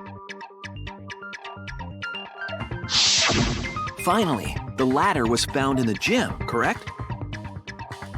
If the culprit used the ladder on the pool side, we wouldn't have found it in the gym. And they couldn't have thrown the ladder back through the window because it's too heavy. Then Gonta used his hard strength to throw the ladder or the body or something. Gentlemen not throw dead bodies or ladders. The body could not have been thrown into the piranha tank to begin with. It would need to be placed carefully to prevent the glass pane from shifting. Got it, Musclehead? Even if we injected tons of steroids into you, it'd be impossible! Sorry, you're right. You didn't need to apologize, Gonta. How the culprit moved the body from the window. Ha! You guys don't even know that? What a bunch of dimwits. Do you have the answer then? But of course. Tell him, Shuichi. Blow them all away with the truth. I actually don't know that yet. What? The culprit definitely moved the body through the window, but I don't know how. Seriously? Serves you right! You just made a fool out of yourself after acting all high and mighty! Dudes just need to shut up and take their licks. What are we gonna do, Shuichi? We gotta figure this out or we're done for. Hey, you gotta do something, Shuichi! I know, I have to do something, but...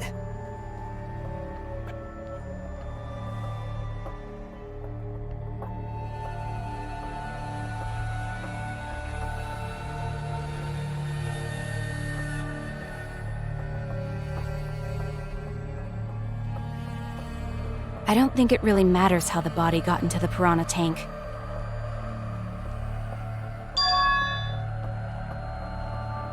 Gonta thinks it matter. We won't know culprit's trick unless we figure out. We're getting sidetracked. It doesn't matter how it was done, just who did it. We shouldn't focus on where we found the body. Instead, we need to focus on where he was killed. Where he was killed? Wouldn't it be more efficient if we focused on the murder scene instead? Yes, that's it. We were so caught up in where the body was found. When we should have been thinking about where the murder occurred. The murder scene would definitely have more clues about the culprit. Why didn't anyone realize this yet? That's strange. Perhaps the culprit steered the conversation away from that topic. Then, culprit is someone in this room.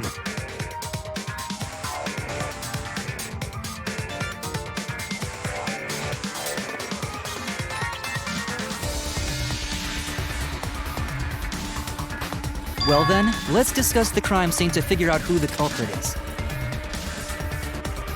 That's not a bad idea for a robot. The last time I heard such a good idea was when Nino told me to move in with her under the bridge to get out of the cold. Himikawa under the bridge?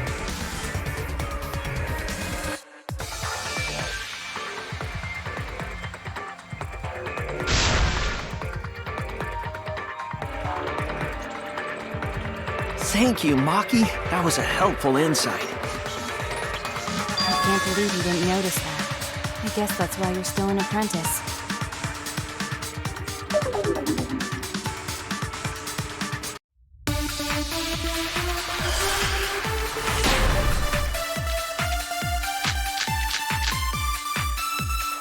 First, let's establish the crime scene.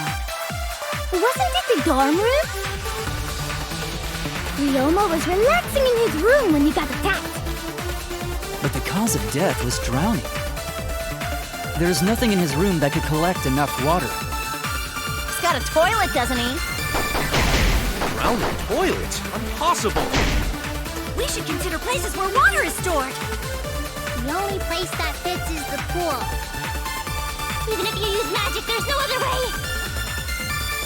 Well, it must be the pool then. Nah, that little turd drowned in the toilet! Shut your mouth, you noisy sow.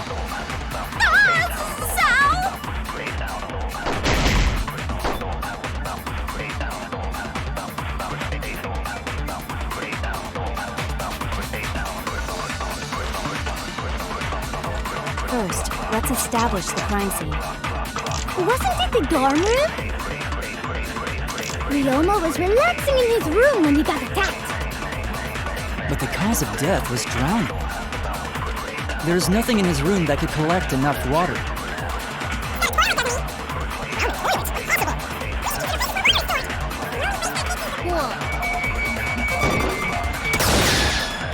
That's wrong!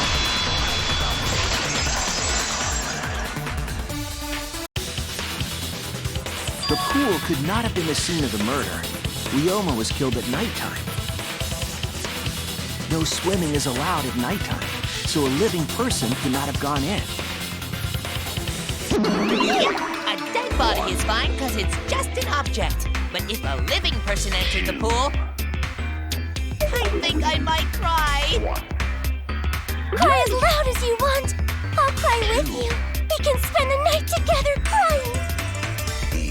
In the morning after, I'll write goodbye on your mirror in lipstick before I quietly leave. Only after you leave do I realize how much you really mean to me. Quit being so gloomy. This is the year of the Jets. Fuck the Patriots. Anyway, we can conclude it's impossible for him to have drowned in the pool. Where was Ryoma killed if not pool? Is there other place where water can be stored?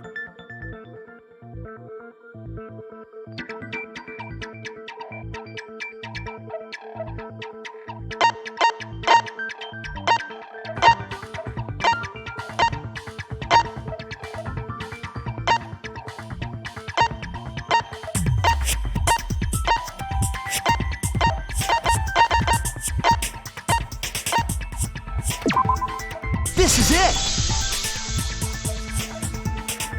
The sink in Ryoma's lab. There were distinct scratch marks on it. Scratch marks on the sink? And I believe those scratches were caused by...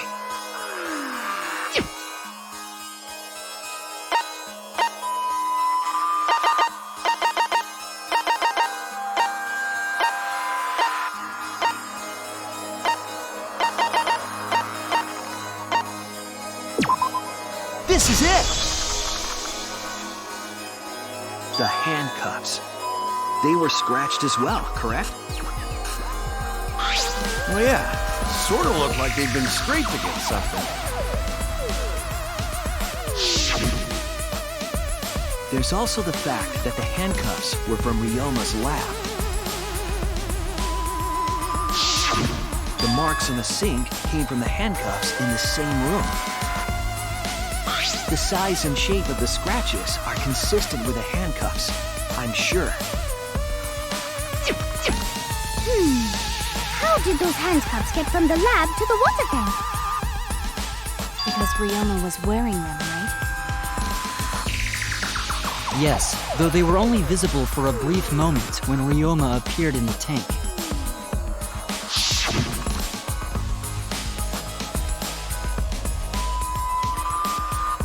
I am certain he was wearing the handcuffs at the time. The handcuffs were left after the piranhas devoured Ryoma. So the culprit handcuffed Ryoma and drowned him in his lab's sink. Ryoma must have been pretty yummy. They chomped up his entire body. Arms, legs, brain. Saying disgusting things. I don't want to hear it. That crunchy texture with the fatty parts just right. Then when they bite down, it gushes. Stop! Please stop! But how did culprit handcuff Ryoma? He could have used Shikuchi method to get away, unless someone ambushed him? It's possible they knocked him out before handcuffing him. Though there's no way we can be sure, now that he's not but bones. I doubt he was ambushed. I'm pretty sure the culprit got Ryoma by... Whoops. Don't pay attention to little me. I'm just talking to myself. When you talk to yourself, pretend you're eating and chew with your mouth closed. Otherwise, you'll get a mouthful of peanut butter squid. It's so disgusting you'll laugh. So we all agree Ryoma was drowned in the sink in his lab, right? That sink could have held enough water to do it for sure. All right, I'm calling it. The crime scene is Ryoma's fucking research lab. But how did the culprit carry his body to the gym from there? Isn't Ryoma's lab on the 3rd floor of the academy? It's actually not far at all. Although, perhaps it's more accurate to say there's a shortcut. Was there a shortcut?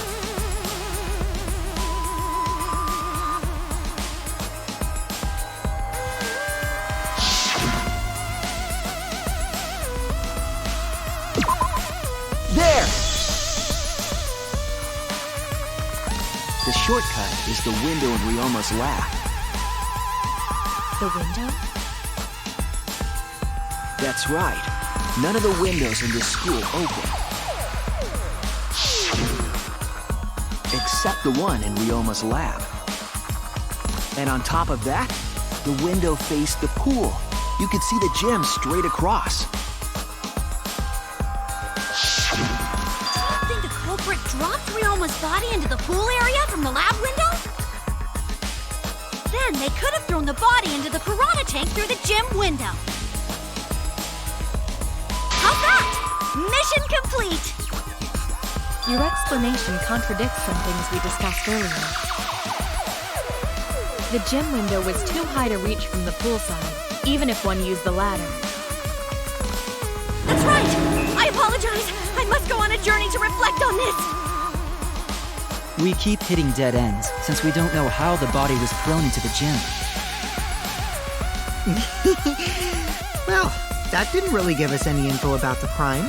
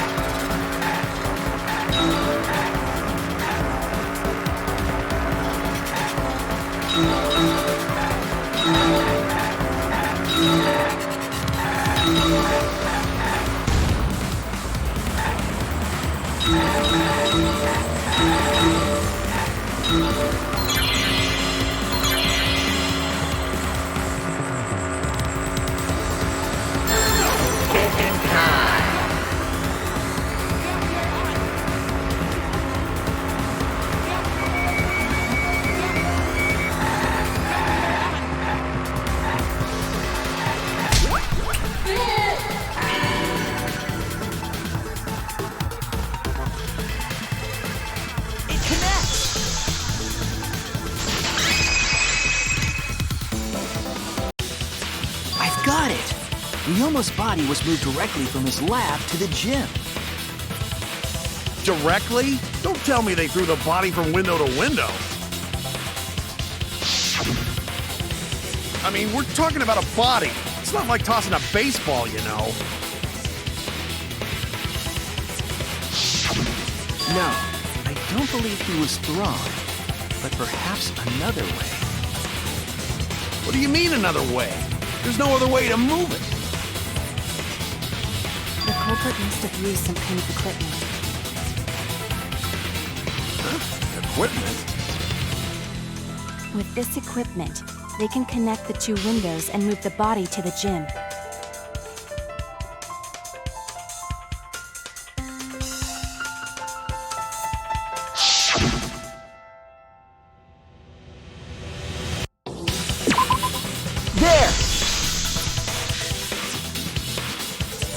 The rope found behind the gym stage could have been used to connect the windows. Oh, there was a mysterious mystery about that rope that only Atua can reveal. What mysterious mystery? During last night's preparations for the show, that rope was in the wing of the stage.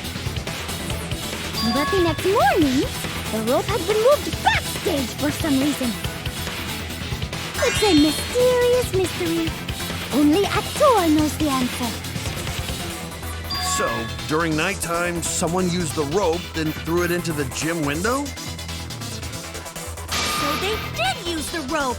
That's how they bridged the distance between both windows. Is the rope long enough to reach both windows? The rope is roughly 65 feet in length. As for the distance between the windows, according to the sign at the pool, the width of the pool is roughly 35 feet.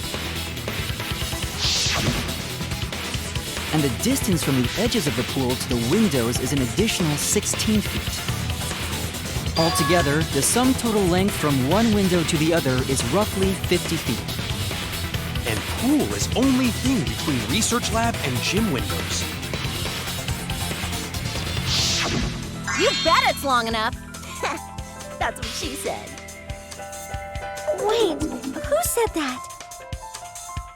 Even if the rope was long enough, wouldn't it be pretty hard to tie them to the windows?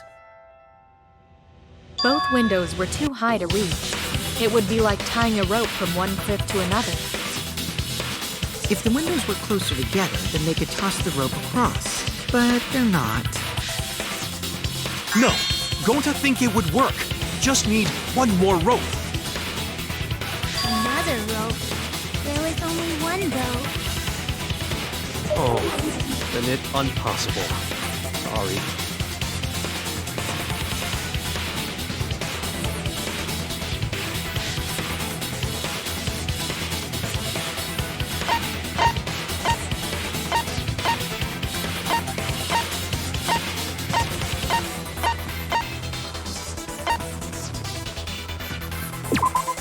This is it! The tennis net cable from Ryoma's lab could serve as a rope. How long is it? About 50 feet or so. But how do they use it? Okay, so. First, culprit hang rope outside of one window. Then, culprit move to other side. And tie cable to other window. Then, after tying to each window, culprit tie rope and cable together. That how culprit make one rope that reach both windows. Wow! That's amazing, Gonta! You're so knowledgeable. It's nothing. Gonta use ropes a lot when looking for bugs. Even if they did connect the windows with a rope, they can't carry a body on just that. Eureka! I got it! Thomas Edison once said that genius is 1% inspiration and 99% perspiration. But in my case, it's 100% inspiration! We get it. Just tell us already. They handcuffed the body to the rope and slid it from one window to the other, like Tarzan! The body would reach the gym window, but it wouldn't land in the piranha tank. Stop making such dumbass comments and keep your smelly breath in your dirty mouth.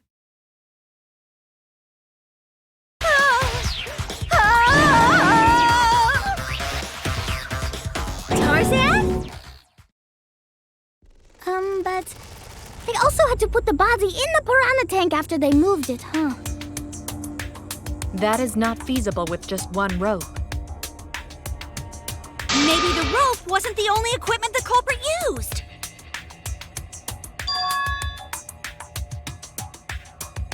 Well, anyway, it would have been pretty difficult to get that body in the piranha tank.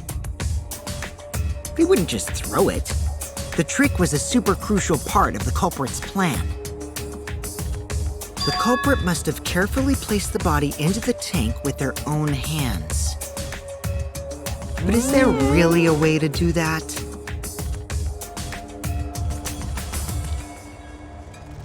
Kokichi, are you hinting at something? Huh? Hint? What hint? Don't confuse me with your talk of hinting hints.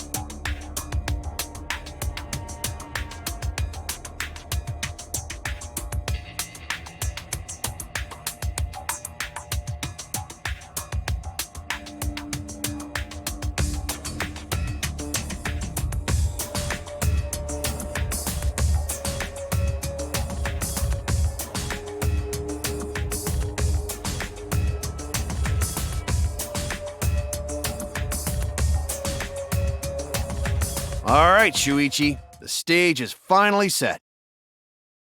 What? Listen up. Do a good job here, and I'll be able to put an end to this trial. It all starts with you. You be the opening act, and I'll be the main event. And then together, we're gonna save everyone. Together? You got this. After all, you are my sidekick. I believe in you, so I'm gonna leave the rest to you. Yeah.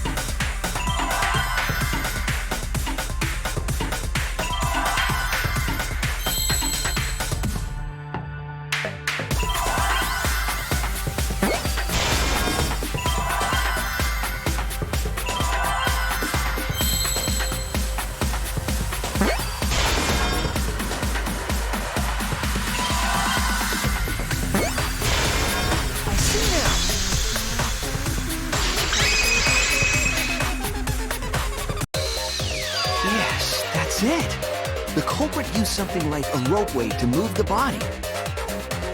A ropeway, huh? Are you sure about that? Wow, you got brain damage or something? You need some kind of vessel to use on a ropeway, and we don't have that!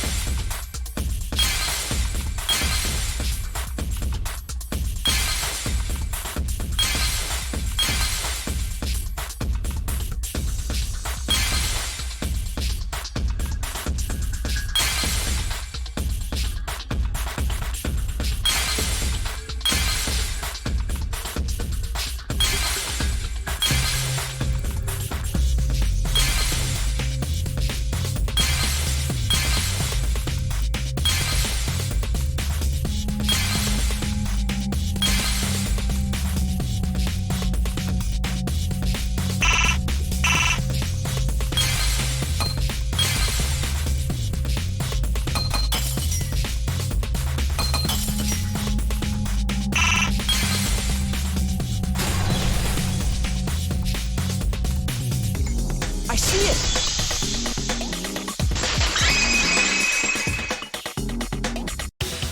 It's the inner tube.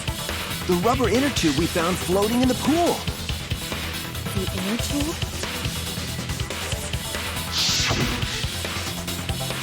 Remember the inner tube we found in the pool with a rope on one side? Maybe the rope was originally tied on both sides. The culprit made a ropeway by hanging the tube from the rope connecting the windows. And because the third floor window is higher up, gravity would have pushed the inner tube along. The inner tube is made of sturdy rubber as well. It could have supported 2 people.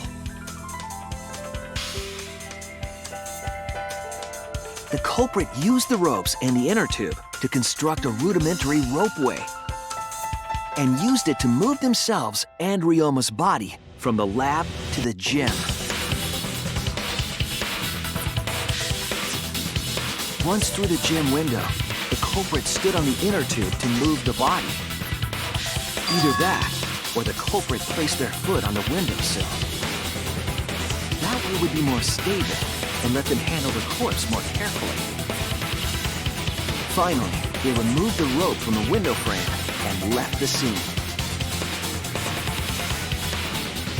Well, when you put it like that, it certainly sounds possible. But wow, a ropeway! You say the culprit placed their foot on the windowsill. Isn't that against school rules? It would count as entering the gym, would it not? Last time we got asked that question, we decided it was okay. Sticking your body through the window is an automatic out, but standing on the sill is... Wait, who asked you last time? Eh? It is quite possible that the culprit went to you to confirm the details of their plan.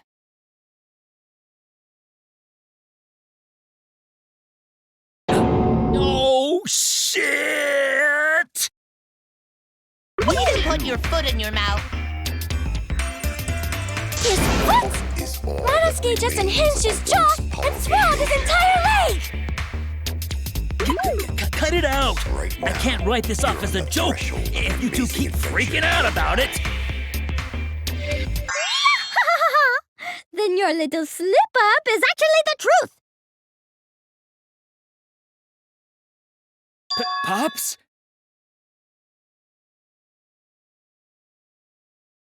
Bumble, Daddy's mad at you now.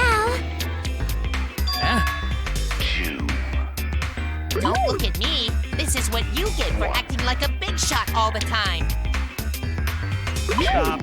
Do not bully Monosuke. Is all that remains of a wonderful No more blaming each other. Everybody makes mistakes. I want us all to get along. Threshold of an amazing adventure. Showtime. Monodam's right! Monosuke, you better thank Monodam. Less attitude and more gratitude. Got it? Man, the trial was just getting fun. Why you gotta ruin it with that slip-up? But I guess now we know Shuichi's logic is right on the money. So Culprit really used ropeway to move body? Yeah, they used the ropeway to move with the body from window to window.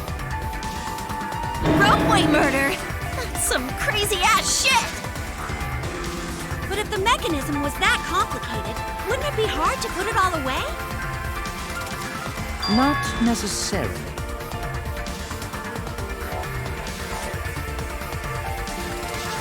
All one must do is detach the rope from the window after using the ropeway. Then, after returning to Ryoma's lab, one could retrieve the rope from that side.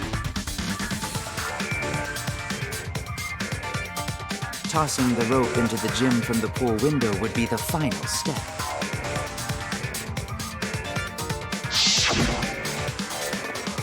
I see! The rope was thrown from the window! That's why we found it there!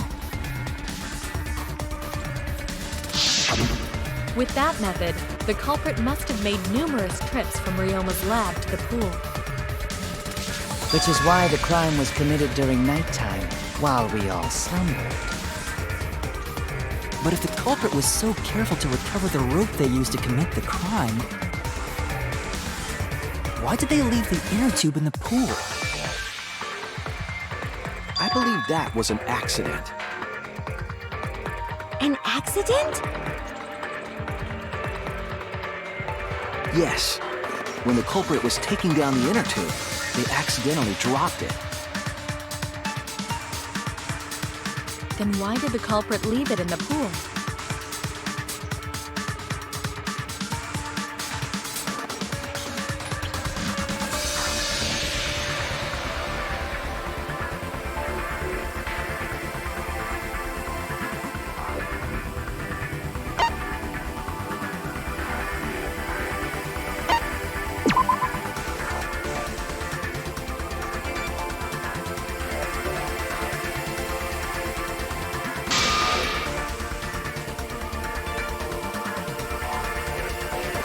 I was wrong!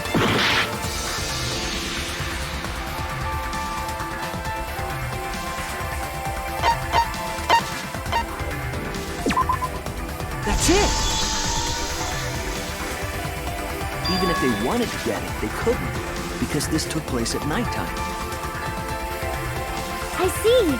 They couldn't get the inner tube because swimming is prohibited at nighttime. But couldn't they have used the rope to fish it out? Not necessarily. You see, the water level in that pool is so low. Even if one tried to draw in the inner tube using the rope, the steep angle the rope would be at would make it nigh impossible. Be different if they used a pole, but there's no way a rope would work. Even if inner tube was closer to pool edge, water's still too low to drag tube in. Sounds like a lot of work. I can see why they just left it there. Yeah, it would take too long. And they would have been busted if someone saw them. Ha! What kind of clumsy dipshit drops an inner tube and can't retrieve it? Let me tell you, this culprit's a real fucking amateur! No, actually. Save for that one mistake, this was the perfect crime. If Maki had never met up with Ryoma at nighttime, it might have been the end for us. Oh, I still don't know if Maki is telling the truth or not.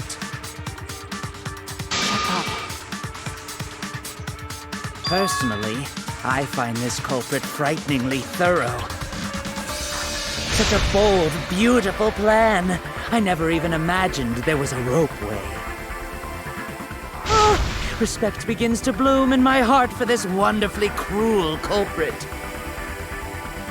What are you, stupid? Don't respect the culprit.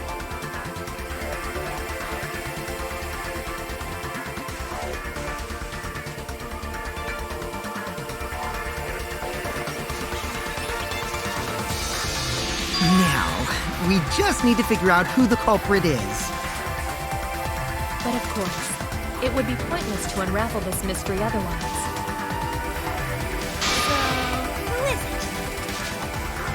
Who is it? Looks like it's time for me to start the main event. But my sidekick here is on a roll right now, so I'll let him take this one. Okay. You're just pushing everything onto Shuichi because you don't know yourself. Well, Shuichi, do you already know who the culprit is?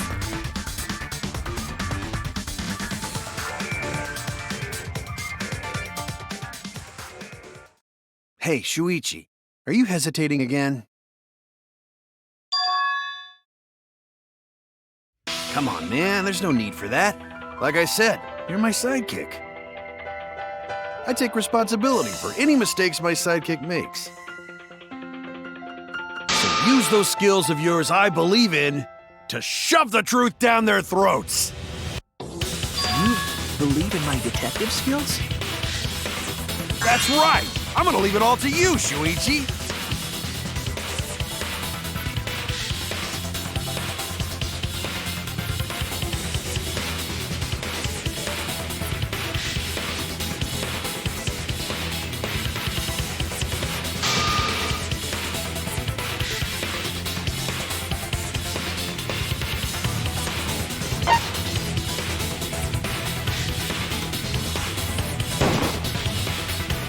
It has to be you! There's one more thing I still have to confirm. But Kirumi is the prime suspect. Me? What? Kirumi? Oh, so Kirumi is the culprit! That is not yet a certainty. Let us hear her testimony first. Is this true, Kirumi? I cannot believe you would suspect me. If that is the case, then I will have to deny it. I will not let you make the wrong choice. The wrong choice? If you do believe it is me, are you prepared to stand by that decision? I will refute your accusations with all my might, for everyone's sake.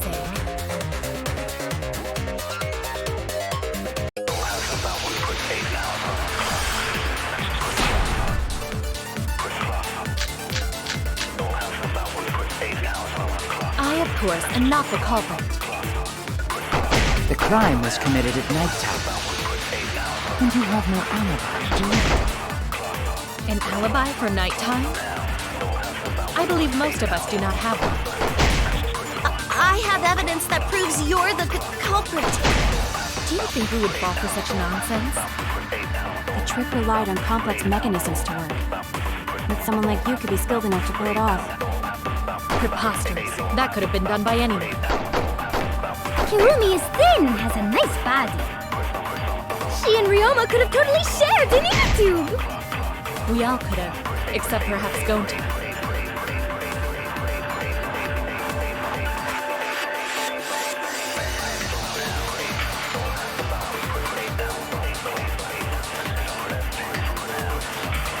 I, of course, am not the culprit. The crime was committed at nighttime.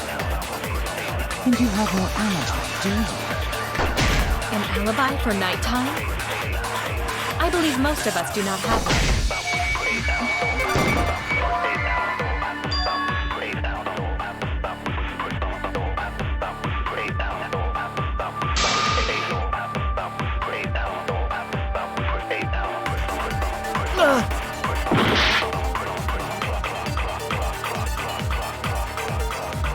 I, of course, am not the culprit. The crime was committed at nighttime. And you have no alibi, do you? An alibi for nighttime? I believe most of us do not have one. I have evidence that proves you're the culprit. Do you think we would fall for such nonsense? The trick relied on complex mechanisms to work. But someone like you could be skilled enough to pull it off. Preposterous. That could have been done by anyone. Kirumi is thin and has a nice body. She and Ryoma could have totally shared an inner tube. We all could have, except perhaps Gonta.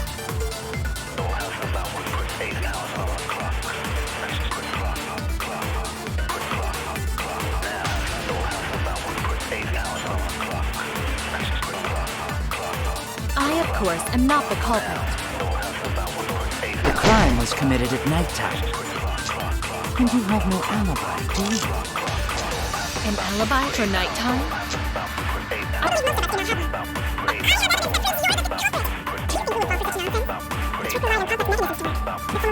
Pull it off.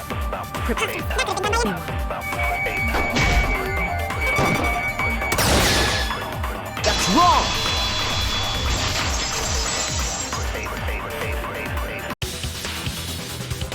No.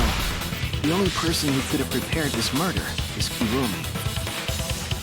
Well, the preparations in the gym in any case. And why do you believe that? Before the culprit could put the body into the tank, several steps needed to be taken. Like tying the rope to the gym window and putting a partition in the piranha tank. That's right. Ryoma's body entered the gym from the window. That required preparation. That could only have been done when Kirumi was by herself in the gym before nighttime. But Kirumi was alone in the gym for only like 5 minutes. Not enough time for the whole murder, but enough time to set it up. Enough time to tie the rope on the window frame and put the pain in the piranha tank. This is my selfless devotion!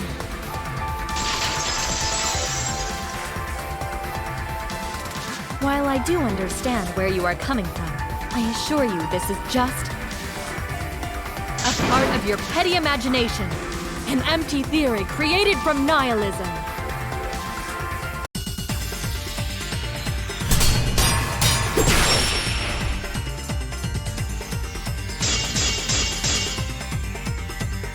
If it were solely the rope and partition, I suppose 5 minutes might be enough time.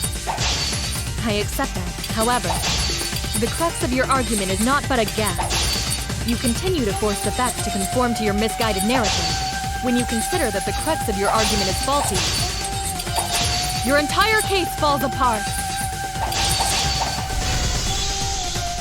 What do you mean by crux of the argument? How is it just a guess? I am referring to the rope. Now, with that rope, it is possible to reach the gym window from the 3rd floor window, but there is no evidence to indicate this had happened.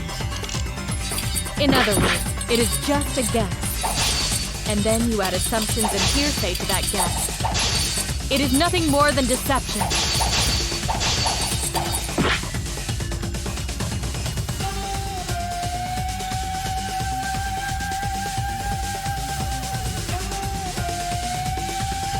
I am referring to the road. Now, with that road, it is possible to reach the gym window from the third floor window, but there is no evidence to indicate this had happened. Oh no!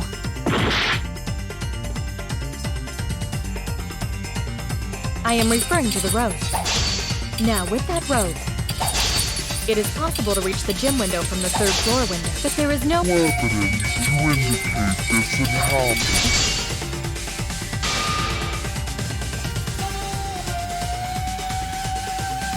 Damn it!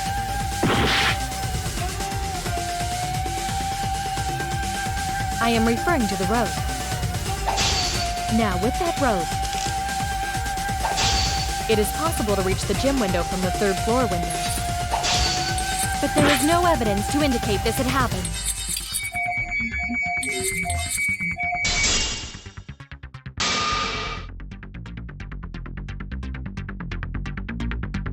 I was wrong! I am referring to the road. Now, with that road, it is possible to reach the gym window from the third floor window, but there is no evidence to indicate this had happened.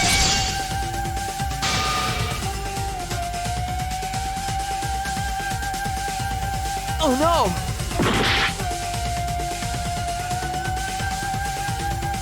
I am referring to the road.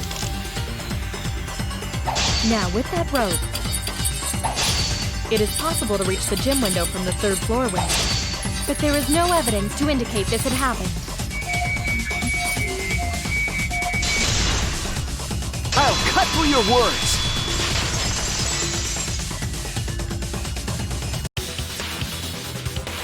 I have evidence. The abrasions left on the window frames at the gym and the lab. Those scratches from when the rope was tied to the window frame? Just tying the rope to the frame wouldn't cause so much damage. The rope that was tied to the frames must have been weighed down significantly. The frames didn't break, but they were left with distinct marks. Those scratches are proof that you used a rope to carry the body to the windowsill. Oh? What's wrong, Kirumi? What's wrong? What's wrong? What's wrong? Hey, what's wrong? Hey, hey, hey, hey, hey! Is Kirumi quiet cause that's what happened? Please answer us, Kirumi. Shuichi is doing this for your sake. If it is for my sake, then it would be much easier to forfeit. But I cannot allow that, because I must do this for everyone!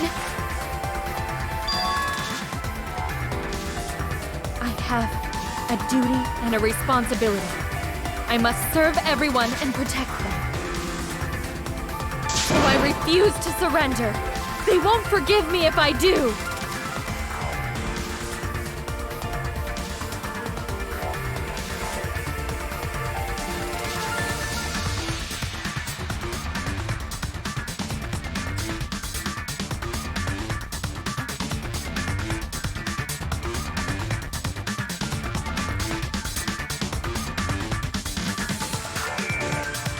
Hey, Kirumi, who exactly is this everyone you're talking about? I've just got a weird feeling about this. When you said everyone, it felt like you weren't talking about us.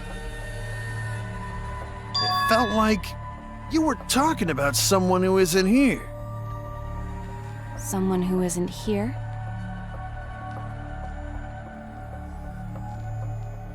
Someone outside of the academy? Hey, do you think Kirumi saw her own motive video? Huh? The motive video? You saw your important someone in danger, so you committed murder, right? Is that true? I am so sorry for making such a mess. Because of that, I made all of you assume something unnecessary. Unnecessary? You saying I'm wrong? This everyone you're talking about? It is all of you, of course. Really? Do you swear to Atua? Yes, really. So please believe me, I am not the culprit. I do not care what becomes of me, but I will not allow any of you to die. Because I made a promise to Kaede. She wished for all of us to escape together. I want to fulfill my duties as the ultimate maid.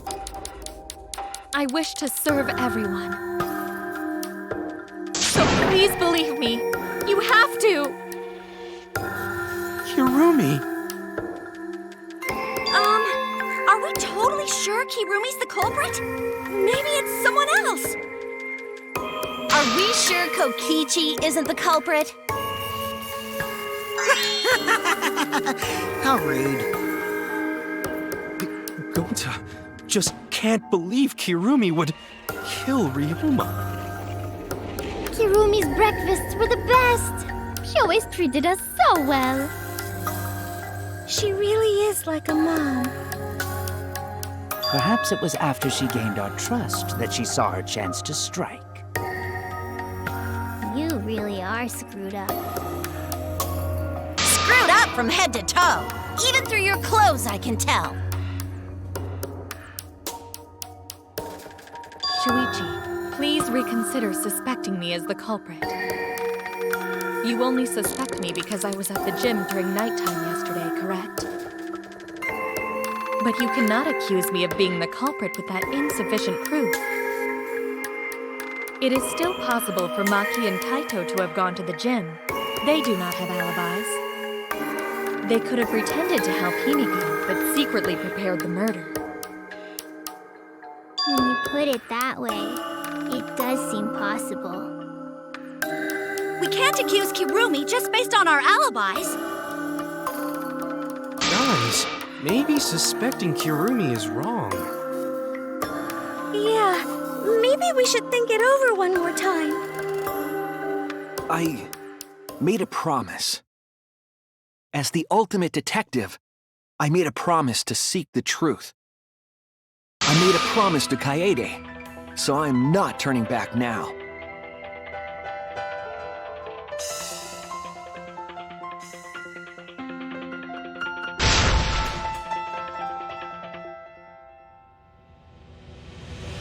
So you still believe I am the culprit? But there is no evidence to indicate that I am— No, there is. I have proof that you're the culprit. I realized it when you determined that the ropeway was used to move the body. If it was indeed Kirumi who moved the body with a makeshift ropeway, then the final clue falls into place. The final clue? The damning evidence that proves Kirumi is the culprit.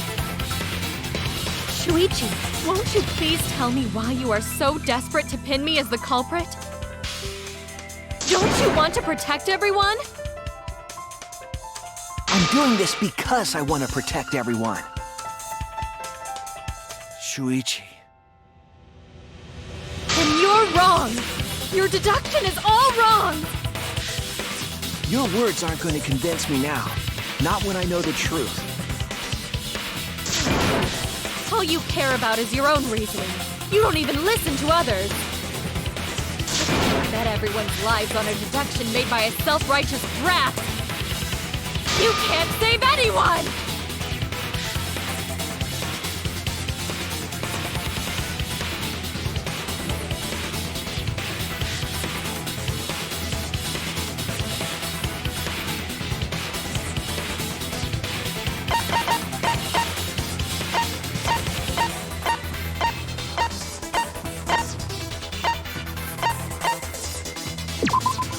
This is it! The piece of black fabric in the pool.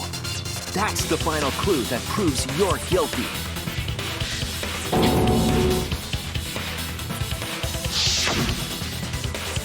It's been bothering me for a while. I couldn't figure out what it was. I thought it was just trash at first, but I couldn't dismiss it entirely.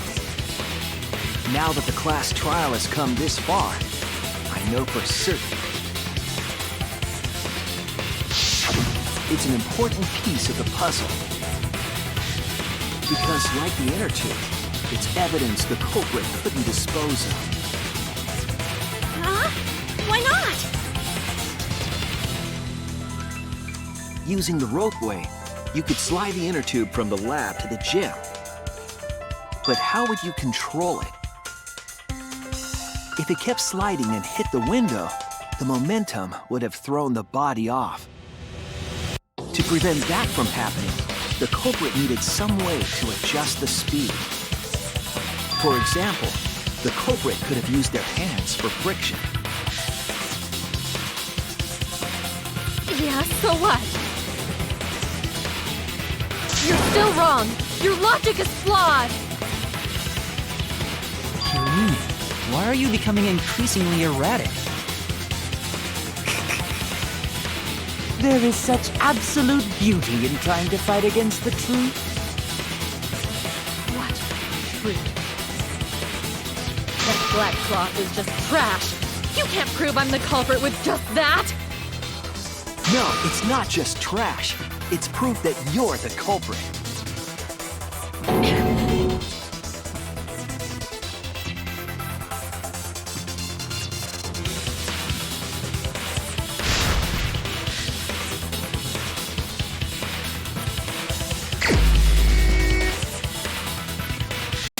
You are incorrect. What is this truth? That is just your empty deduction. You continue to confuse everyone. You are incorrect. What is this truth? That is just your empty deduction. In this class trial, everyone's life is at stake. Because of your self-righteous truth, everyone might die. In this class trial, everyone's life is at stake. Because of your self-righteous truth, I completely understand your reasoning. But I will never accept it. It seems you wish to pin me as the culprit. You do not have any evidence. You are only providing us with speculation. You only wish to protect everyone. Why must you interfere? I completely understand your reasoning. But I will never accept it. It seems you wish to pin me as the culprit.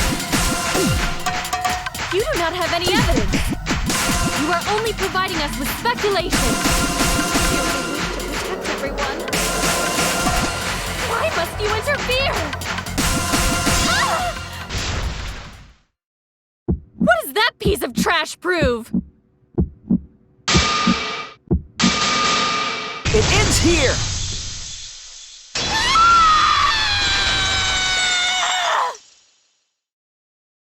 The piece of fabric came from Kirumi's black glove.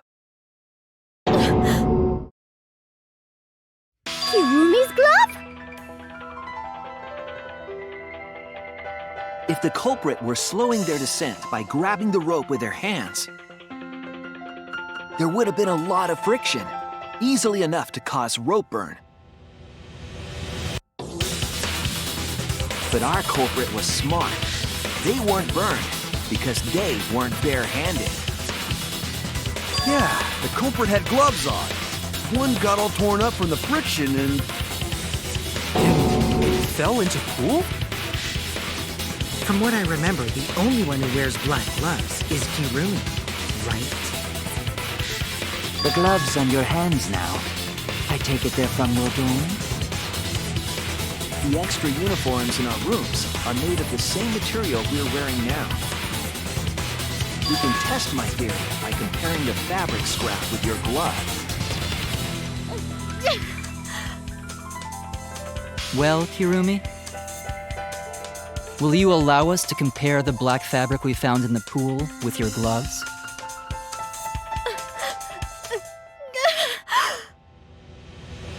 Huh? What's the matter? Why are you sweating so much? What's wrong?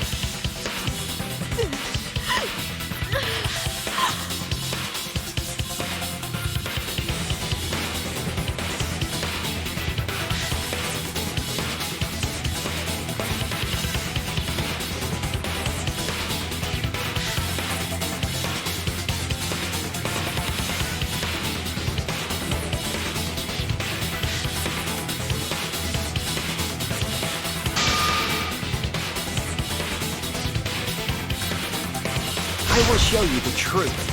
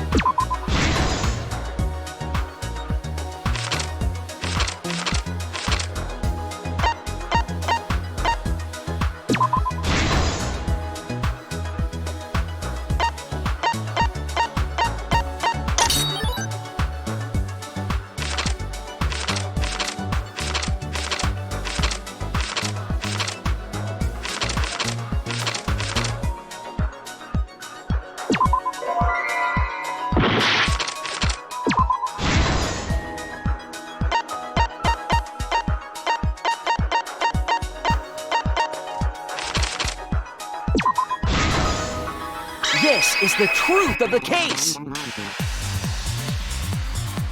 The victim's body was found this morning during Himiko's underwater escape act.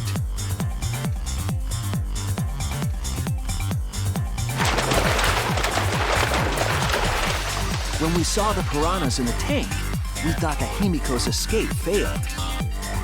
Of course, it was all part of the act.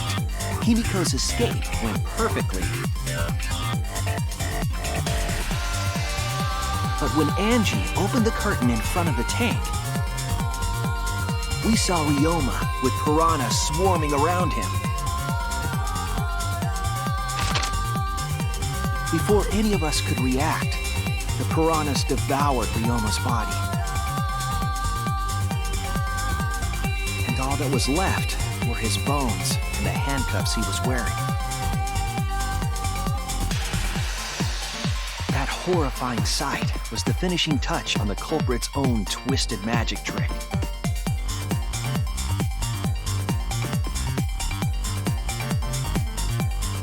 The culprit obfuscated the time and place of the murder, implicating Himiko in the process.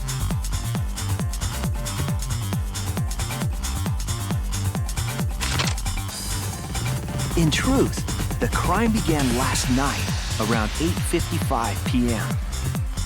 While preparing for the show in the gym, the culprit had a chance to be alone.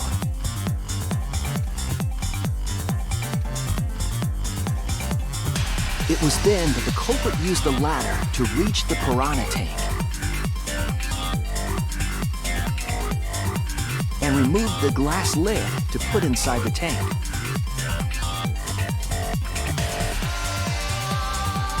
They used it as a partition to force the piranhas to one side of the tank.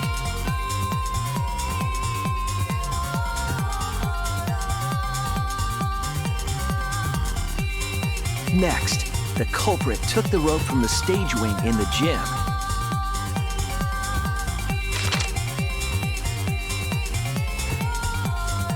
and used the ladder once more, this time to climb up to the gym's window.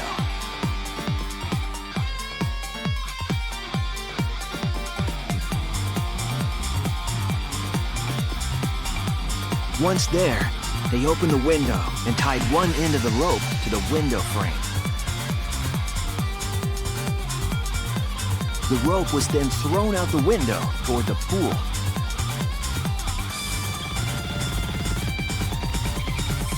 These preparations were key for the culprit's elaborate plan.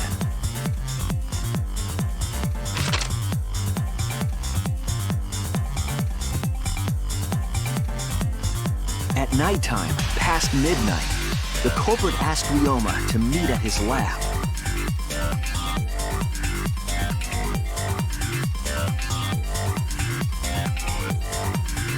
All the pieces were in place.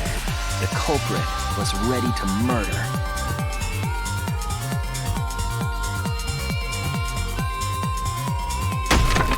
First, the culprit knocked Ryoma out, probably striking him from behind.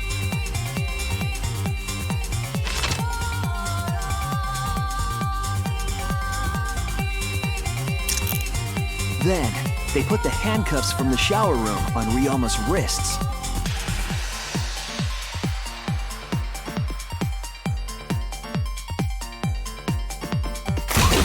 And shoved his head into the sink filled with water.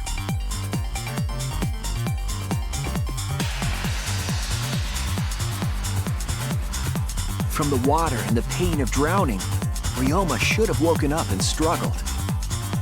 The culprit anticipated his resistance, which is why Ryoma was handcuffed.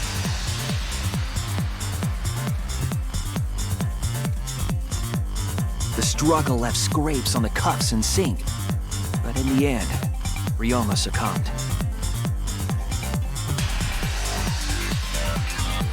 Ryoma was dead, but the culprit's plan had only just begun.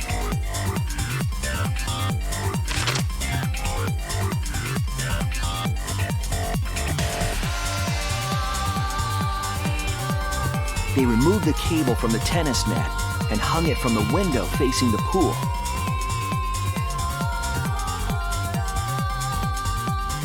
And then, at the pool, they connected the wire and the rope from the gym window. They returned to the lab after picking up one last thing.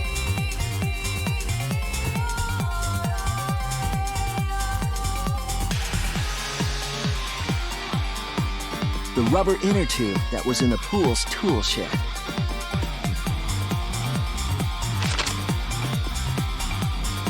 Once back in the lab, the culprit pulled the cable, bringing up the rope.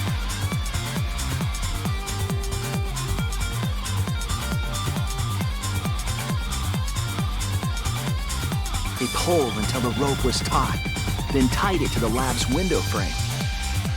And thus, The gym and the lab windows were connected by a single rope. After making a hanger of sorts with another length of rope tied to the inner tube, they hung the inner tube on the rope connecting the windows.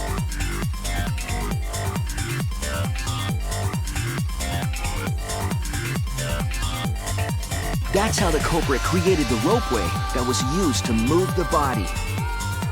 An impressive premeditated murder, but the culprit made two crucial mistakes. The culprit got on the inner tube with Ryoma's body and slid toward the gym.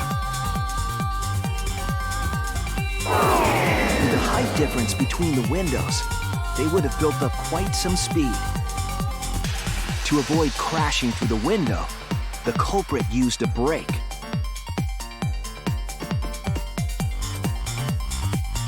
They used their own hand to grip the rope and slow down. That would have caused significant rope burn had the culprit not been wearing gloves.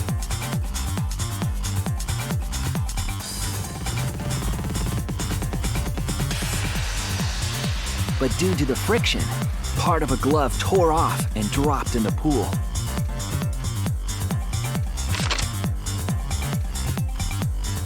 Regardless, the culprit reached the window and put Ryoma's body into the piranha tank. The glass pane not only kept the piranhas and the body separated, it also kept the piranhas so close together, they concealed the body.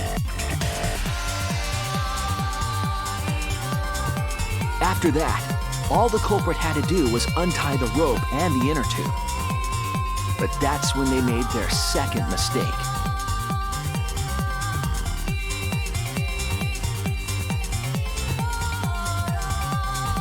One end of the rope came loose, and the inner tube dropped into the pool.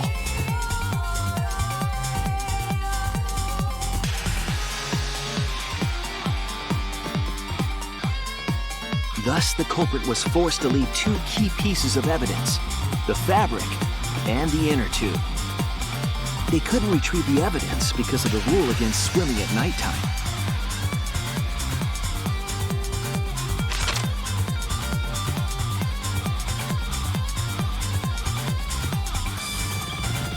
That's the whole story.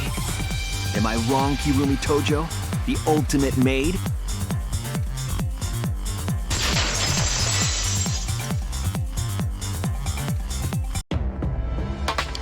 Kirumi, that's the conclusion I reached.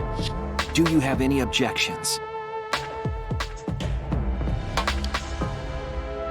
This is very, very unfortunate, Shuichi. My pride as a maid demands that I fulfill every request that I receive. But to end like this... Does that mean you admit it? Kirumi. Why use your own gloves, though? The warehouse should have had plenty. There weren't any. Obviously, she would have used them if they were available. Jeez, Monokuma provided everything but the gloves. That's pretty sadistic. But thanks to him, at least the game became way more interesting.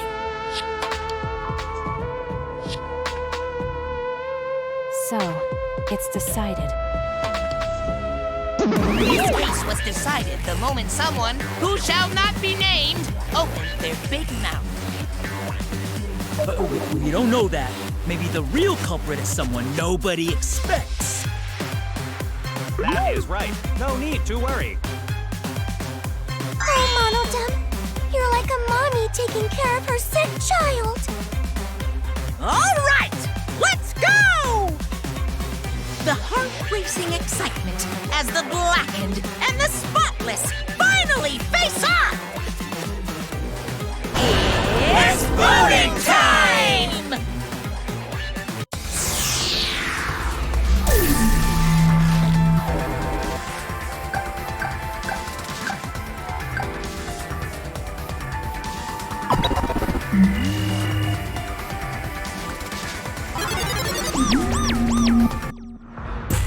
Now then, it's the voting is finished, let's see the result.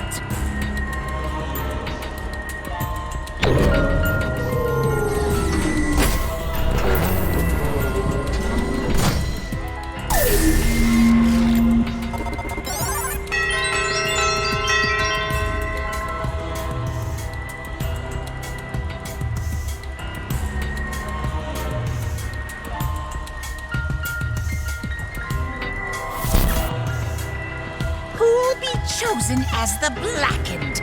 Will you make the right choice or the dreadfully wrong one?